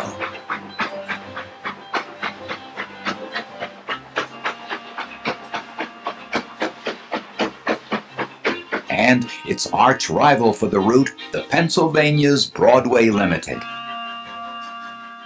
In the 1930s, the Pennsylvania hired Raymond Loewy, one of America's greatest industrial designers, to completely modernize its locomotives, to pull the Broadway Limited's cars and make the train a showpiece of Art Deco design.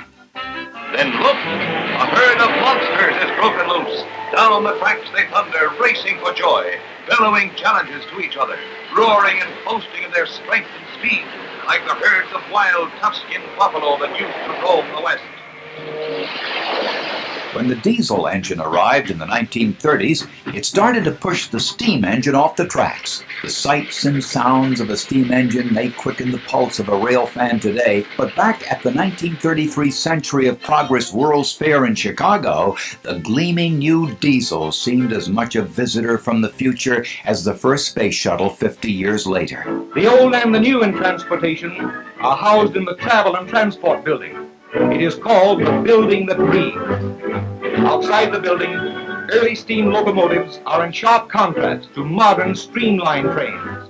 In one of the greatest substitutions, transformations in the history of American business, within 15 or 20 years, the entire railroad industry retired 30,000 steam locomotives and replaced them with 20,000 diesel-electric locomotives. The cost in billions of dollars was fantastic, but the efficiency was tremendous. Whereas at one locomotive terminal, to maintain a fleet of steam locomotives, it might take 100 or 200 men working around the clock. 20 men could maintain the equivalent horsepower in diesel locomotives. Powered by electricity generated by diesel motors, these elegant all-stainless steel beauties were the future. No longer would trains have to stop regularly to replenish the engine's coal and water. The railroad started buying up the new engines as fast as the factories could turn them out, and soon the building of steam engines was no more.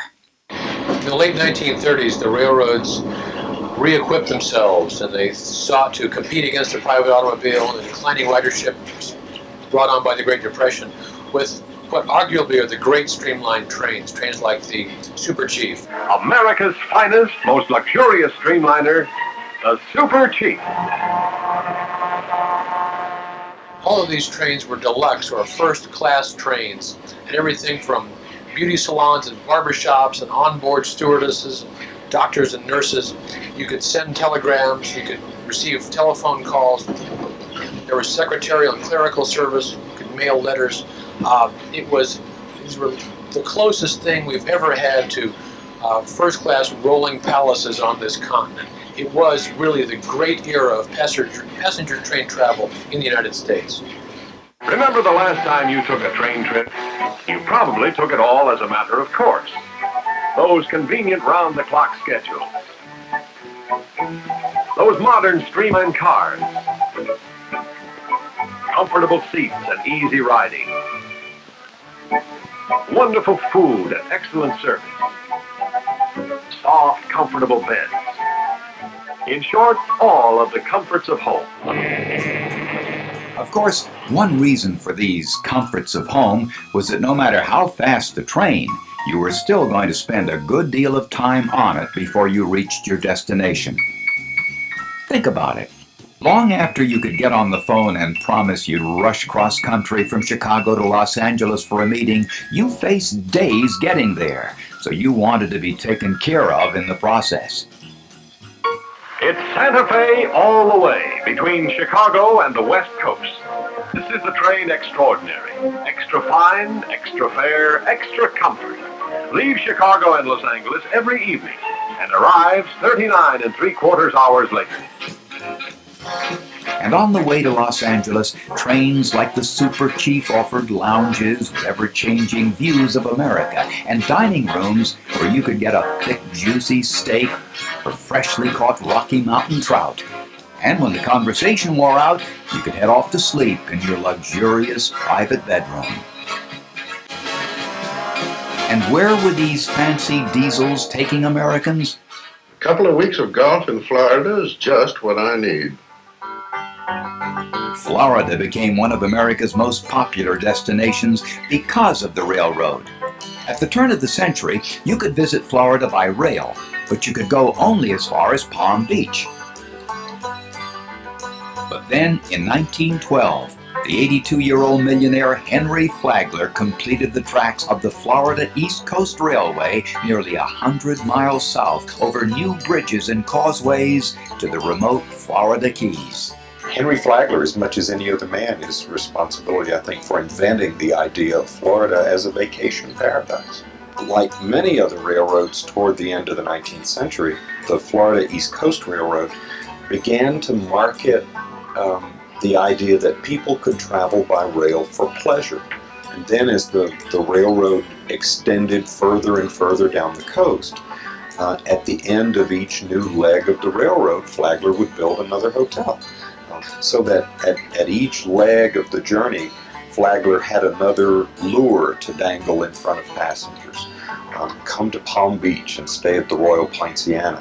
And to get to the Royal Poinciana, travel on the East Coast Railway. Now, railroad tracks covered the entire East Coast from Maine to Florida.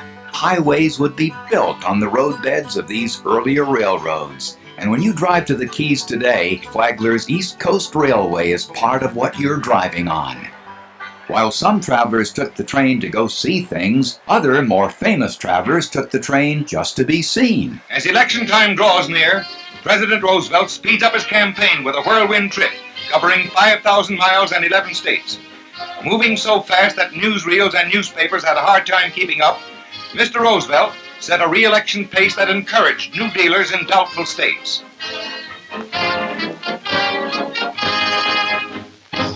Until the 1950s, the whistle-stop campaign was a mainstay of every politician's election season. At the open back of the old observation cars, the candidate would stand proud and visible as the train pulled into town to the welcoming oompah-pah of the local brass band. In 1948, President Harry Truman's Truman Special traveled 25,000 miles around the country and allowed 6 million Americans the chance to see the candidate up close.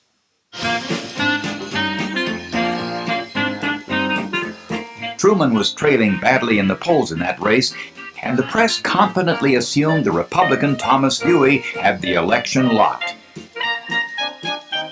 It's very probable that Truman's countless personal appearances aboard the Special in these pre-television days are what brought him victory in November. It was a last-minute victory so unlikely that it led to one of the most famous photos in election history, taken aboard a train in St. Louis that election night in 1948.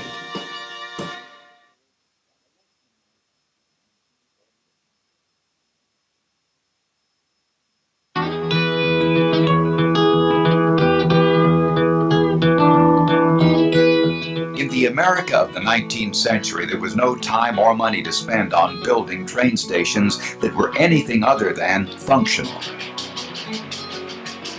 You went to the station to get your ticket and get on the train, and if that wasn't enough for you, well, that was just too bad.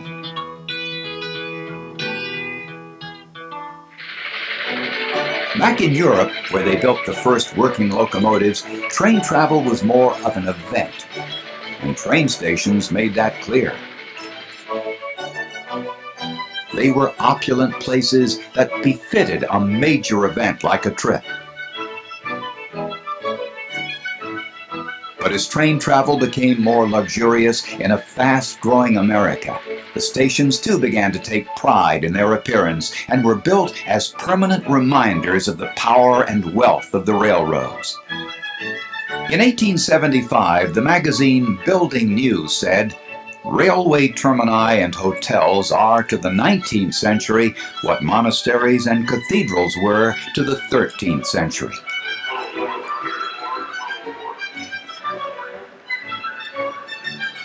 These days, very few people, if they're not scheduled to get on a plane or meet someone, go out to the airport just to hang out.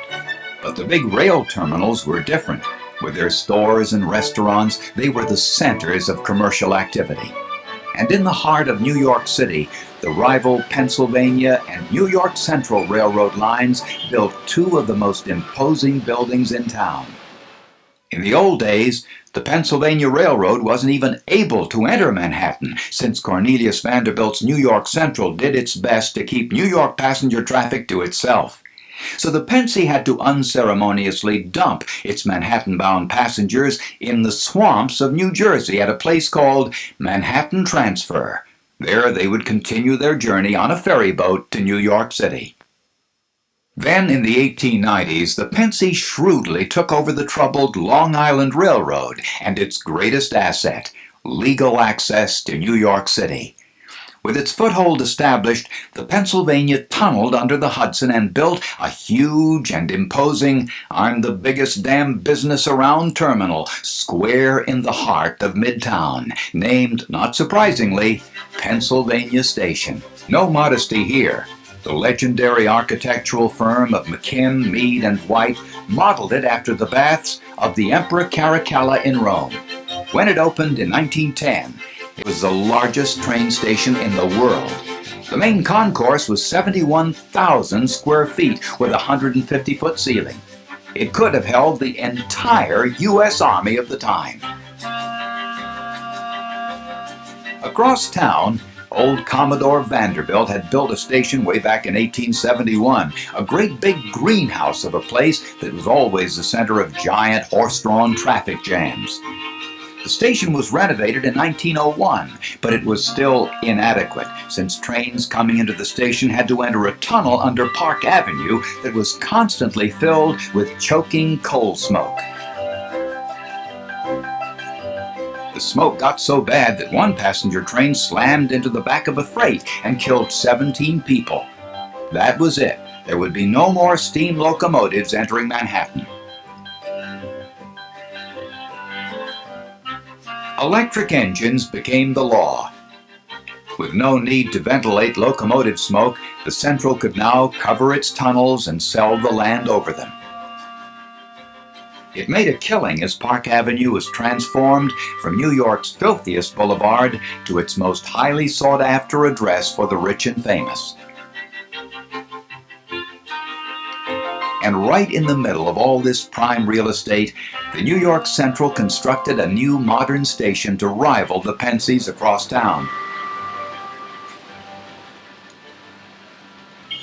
Grand Central Station was completed in 1913.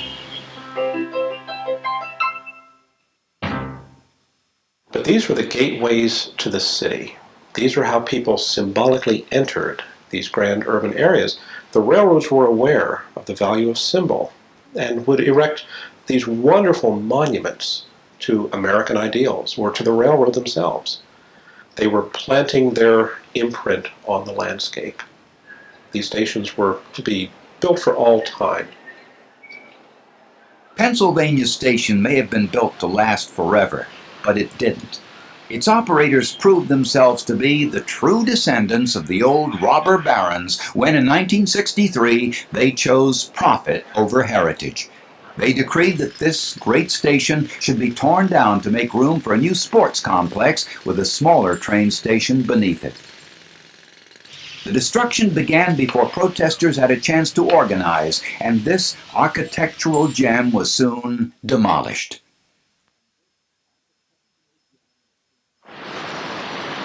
Replaced by a new Madison Square Garden atop a new Penn Station that had all the charm of a shopping mall garage.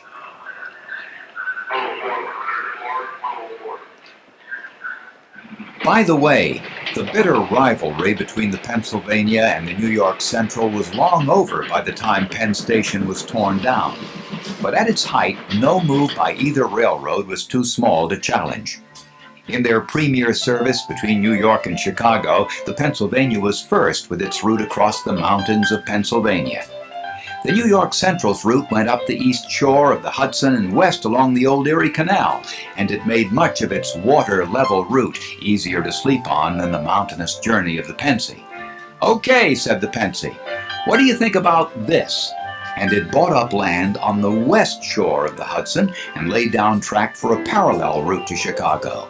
"Oh yeah?" the Central replied, and it bought up land in Pennsylvania to build a parallel route to the Pensy's.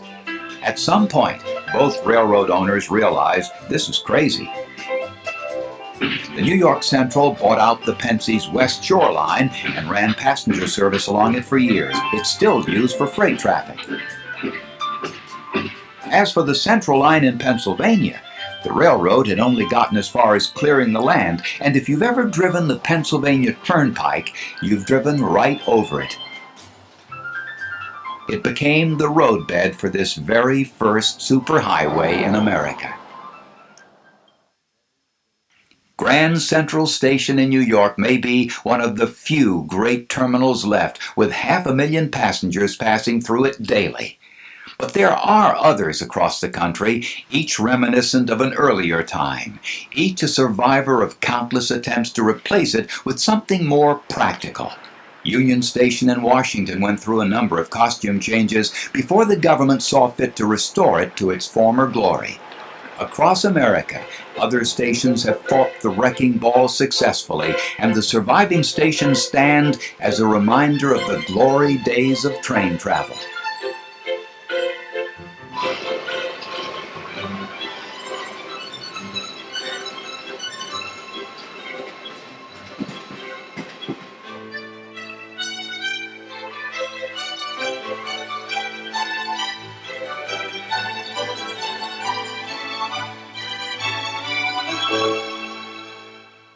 But as magnificent as these downtown terminals may be, at the turn of the century, it's out of town where the railroads made their greatest impact. The railroads settled the West, and it also settled suburbia. In fact, these weary commuters played as much a part in railroad history as the robber barons and Jesse James.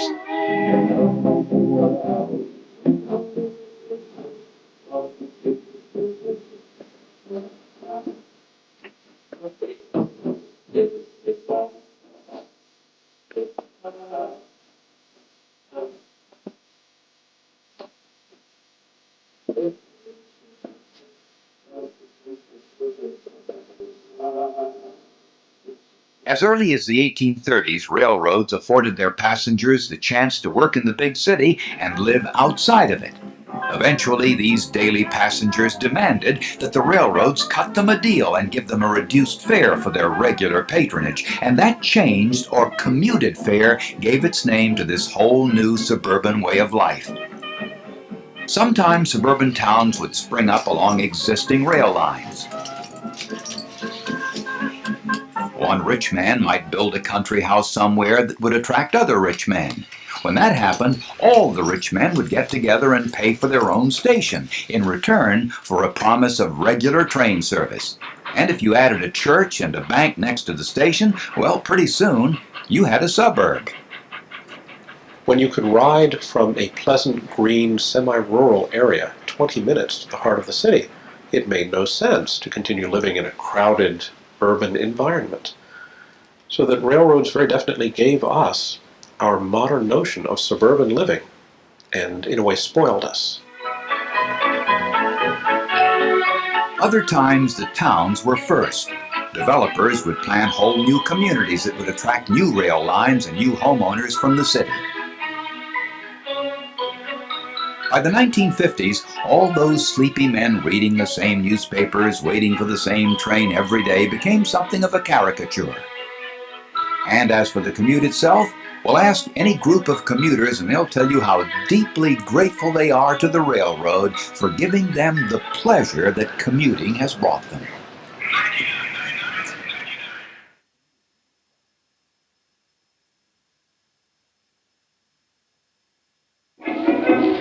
Johnny, get your gun, get your gun, get your gun. At the start of World War I, the railroad still had an image problem left over from the days of the robber barons. President Wilson thought the poorly run railroads too important to the war effort to be left to their own devices. So in 1917, he put them under the control of Uncle Sam. During World War I, America's trains transported millions of men and supplies to embarkation ports on the East Coast.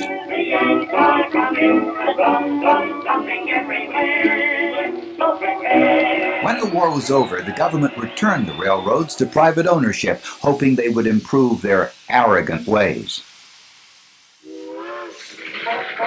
The period after World War I marked unprecedented advances for African Americans. Those working on the railroads had long been relegated to the lowest positions. As other railroad unions had gained steady strength, they remained totally closed to blacks. But there were some jobs given only to blacks, and the main one was the job of sleeping car porter. These men were at the beck and call of the mostly white passengers 24 hours a day. In 1925, these porters turned to A. Philip Randolph for help. Randolph organized the Brotherhood of Pullman Porters, and after a 12-year struggle, forced the Pullman Company to sign a union contract in 1937. This was the first labor contract ever made between a large American company and an African American union.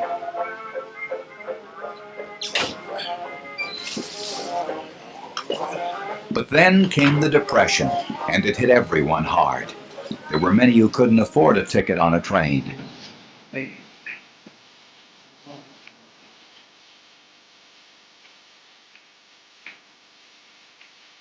Today we rarely hear the term hobo anymore, or the word tramp, or even bum for that matter, and if we do, we assume they all mean pretty much the same thing. But a wanderer of the Depression era made this distinction. A hobo works and wanders. A tramp dreams and wanders. And a bum drinks and wanders. Of course, there were times in a man's life when he could be any of these. In an America where the work was often seasonal or temporary, manual and unprotected by a union, huge numbers of men were constantly on the move looking for that next job.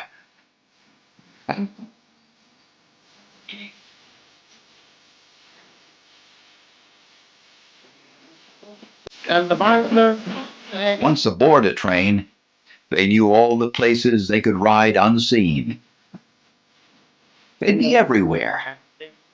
On top of the boxcars, underneath the boxcars,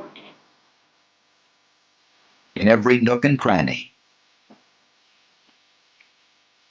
And the reason they hid were the railroad police hired to eject them. These bulls, as they were known, had a well-deserved reputation for violence and were the last people hobos wanted to see on their travels.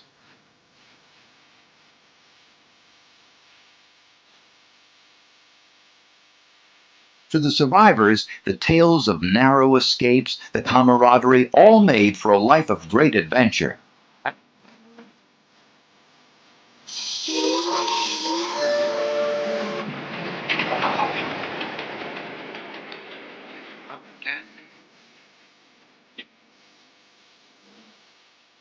But the harsh reality of that life is another example of how the good old days were anything but.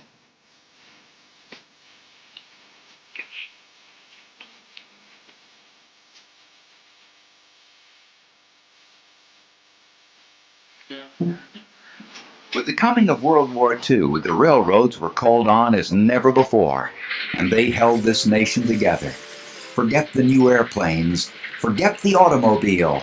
Rationing of gas turned these into luxuries no one could afford. It was the train that would move men, women, and goods to war in numbers never dreamed of, transporting 90% of the freight and 97% of the armed forces across America. All at once, the railroads were at the center of things, carrying all the warriors and all the instruments of war off to their embarkation ports. It was impossible to be unaware of what the railroads were doing. It was a mammoth task that the railroads pulled off magnificently by putting every one of their employees and every rusted-out old engine or car they could put their hands on to work. And all that work not only helped win the war, it also made the railroads very rich. It was a poorly run railroad indeed that wasn't making it big during the war.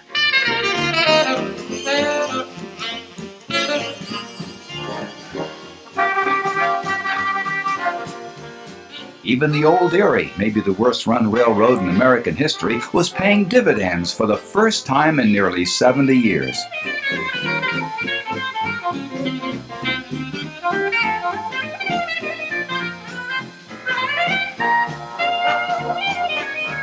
By the war's end, the railroads were once again on top of their form. Only a few years ago, there were those who said the railroads were through. Well, today, they are literally the lifeline of America.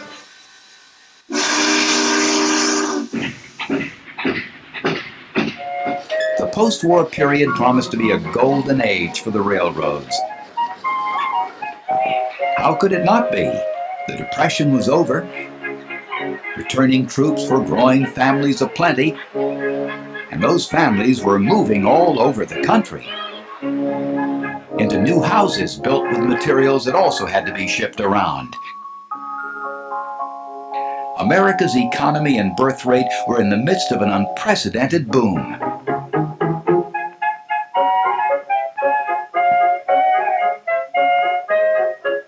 Who would have dreamed that America's mighty railroad industry was about to bust? It has been said that the downfall of America's railroads was due to the fact that the railroads thought they were in the train business and not the transportation business. Such arrogance gave the public an opportunity to seize on ways to travel without getting on a train.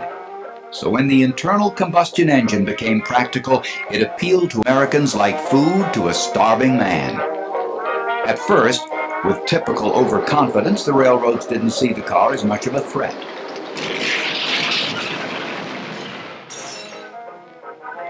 After all, cars were expensive and good roads were scarce.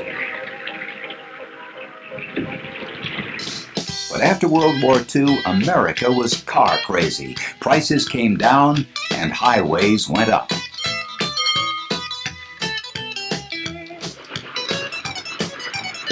The American dream of the 1950s wasn't a family, a house with a picket fence, a big dog, and a locomotive. It was a car that would move the family around, preferably a big new shiny one. Even better, 2 of them to fill up the new garage. America has a thing for cars, unlike anywhere else in the world that I know of. If it's on rubber, people love it. There's no way that you can compare the flexibility of getting out of your house and getting into a car and driving anywhere you wanted with having to get to a railway station one way or another and then travel somewhere. So the fascination with the automobile by the American public, which started, I would say, in earnest right after World War II, I think led to an inevitable decline in rail travel. And before the 50s were out, the airplane would capture our imagination. And why not? Here was a real piece of the future, something that could make us mobile like we'd never dreamed.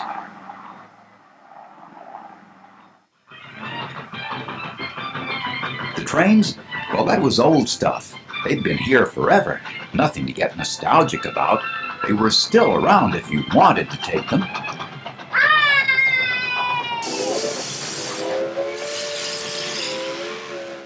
With cars killing off their passenger business after the war, the railroads turned their emphasis to the freight business in order to survive. The big railroad lines learned to move freight cheaper and faster than trucks, and to work in conjunction with them. Rail services and those of the trucking lines can be combined. Each contributes its own advantages to the moving of goods, complementing, not substituting, for each other. Then in the 1950s and 60s, merger frenzy and the decline in the number of passengers turned a phone book of old railroad names into a 3x5 card of new ones. It's as if the old robber barons had returned and were buying up every railroad in sight. But now the owners were multinational corporations with all the personality of accounting firms. Today, computers help guide huge 200-car freight trains across America.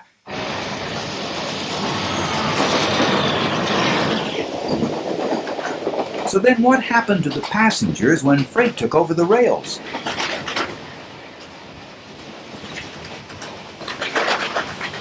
Well, they got something of a reprieve from near certain extinction when Uncle Sam took over long-distance passenger service in 1970 with the creation of Amtrak. By the mid-1960s, the American intercity passenger railroad system had become a national scandal. The railroads were required, mandated by federal law, to continue to operate passenger trains even on unpopular and unprofitable lines. Amtrak came to existence in 1971 to rescue the skeleton of the once extensive intercity railroad passenger system, and has managed to resuscitate the railroad passenger train in a modern form.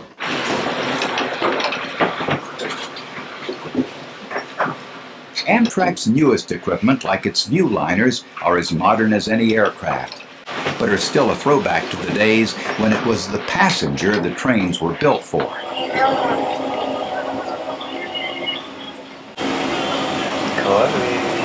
So what's ahead? Way back in the 19th century, the government may have poured money into getting passengers across the country. But today, Amtrak is in danger of losing its limited federal backing at any moment. Does passenger service have a future here? There are plans to introduce high-speed trains like those in France and Japan. But in America, the priority has been to subsidize highways and air travel and not the railways. While other nations pay for their advanced systems with revenues from gasoline taxes, it seems unlikely America will ever make the kind of investment needed for such an enormous modernization project. I find it ironic today that the Europeans are envious of our freight network, wish they had one as efficient and as effective. We, on the other hand, are envious of the Europeans' passenger network. Well, these are basically just social policy choices. We have chosen to emphasize the automobile and the airplane. They have chosen to emphasize instead the passenger railroad.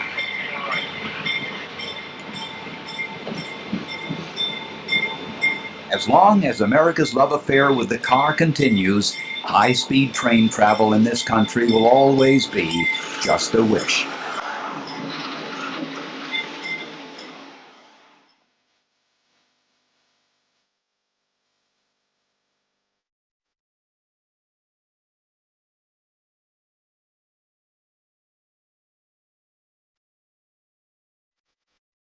One advantage train travel still holds over other forms of transportation is that it has always provided the best way of seeing America's scenic wonders.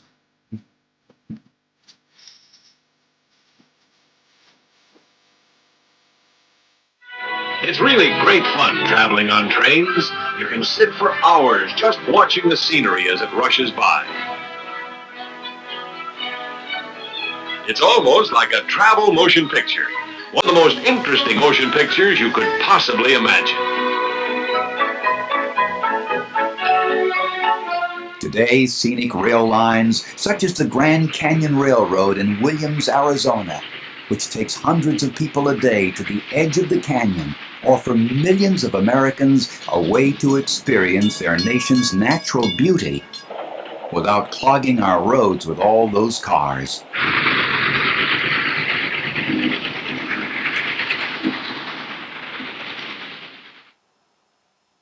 And if you want to make the entire USA your excursion and you have a spare $5,000, you can take the American Orient Express from coast to coast. We're going to cross America from Washington to Los Angeles and take 50 years off the calendar to recapture the romance and luxury that traveling by rail used to be all about.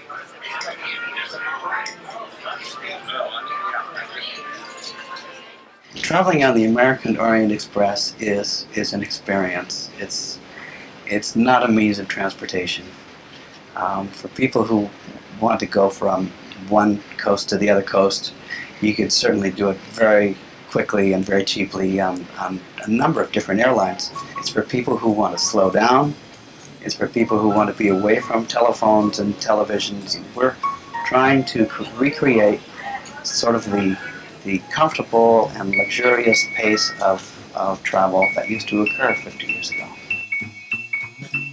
While traveling by car may be faster, the American Orient Express can take you places cars never go.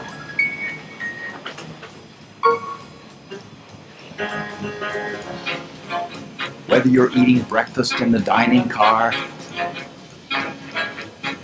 or reading the newspaper in the lounge, you can look out on America that time forgot. Some of these routes were laid down over 100 years ago through remote locations not reachable by any highway. Hi there. And why aren't there more trains like the American Orient Express? Well, because the operation is a massive undertaking in an American railroad world that has forsaken the passenger business. It's not easy staffing such a train. There just aren't as many great chefs who can cook in a moving kitchen as there used to be. Good porters are also hard to find. But the American Orient Express has one for every sleeping car. 5 o'clock I wake up, 6 o'clock I'm on duty, and I work till around about 10:30. I'll eat breakfast and then come back to the car, make sure everybody's okay, get them ready for lunch. And then if I have a little time in between, if they get off the train for a tour, I'll usually have a couple hours where I can get some shut-eye. Back on the job by 5. Usually I'm in my room by 11, and if I'm lucky I can sleep till like 5 o'clock again in the morning.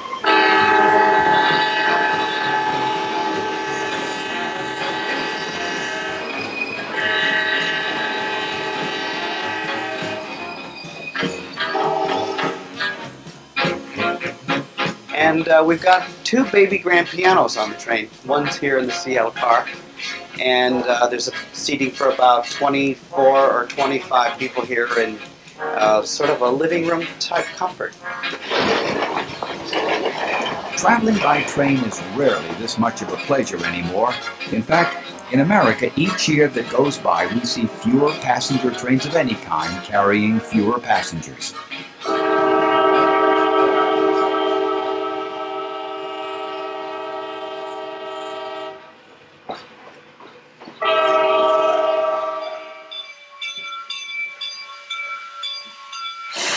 It's been nearly 200 years since the railroad first came to America, and nearly 150 since the dream of an America tied by rail captured our imagination. And during most of that time, it all really worked. We look back now at the great days of the great trains and wonder how we could have lost something so central to our lives, something so clever and so delightful, and so American. Railroads, I think, give us a sense of comfort. They let us know we're connected, that there is someone else out there. And I think as a people, they let us know that we have an out. We have a means of escape. And I think the idea that anyone could go down to the station and for a couple of bucks buy a ticket out of town has been a powerful force in our culture. I think railroads, too, are like dinosaurs. They're huge and massive, they make noise, they're colorful, they move through the landscape, and they're impressive, maybe even a little bit frightening. And we like that sort of thing. But the memory of what trains were lives on in our collective souls in countless ways, and it is still as powerful as the greatest of the old locomotives. That memory is in our language when we get sidetracked or need to blow off some steam. That memory still lives in a circus train that keeps us all the age of our kids.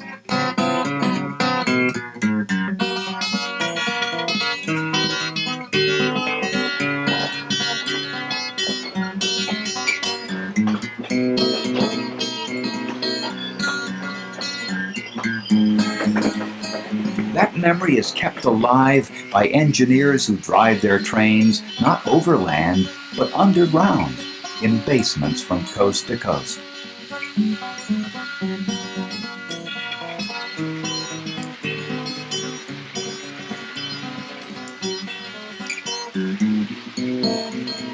That memory lives in the millions who shudder to the thunder of steam on summer excursions.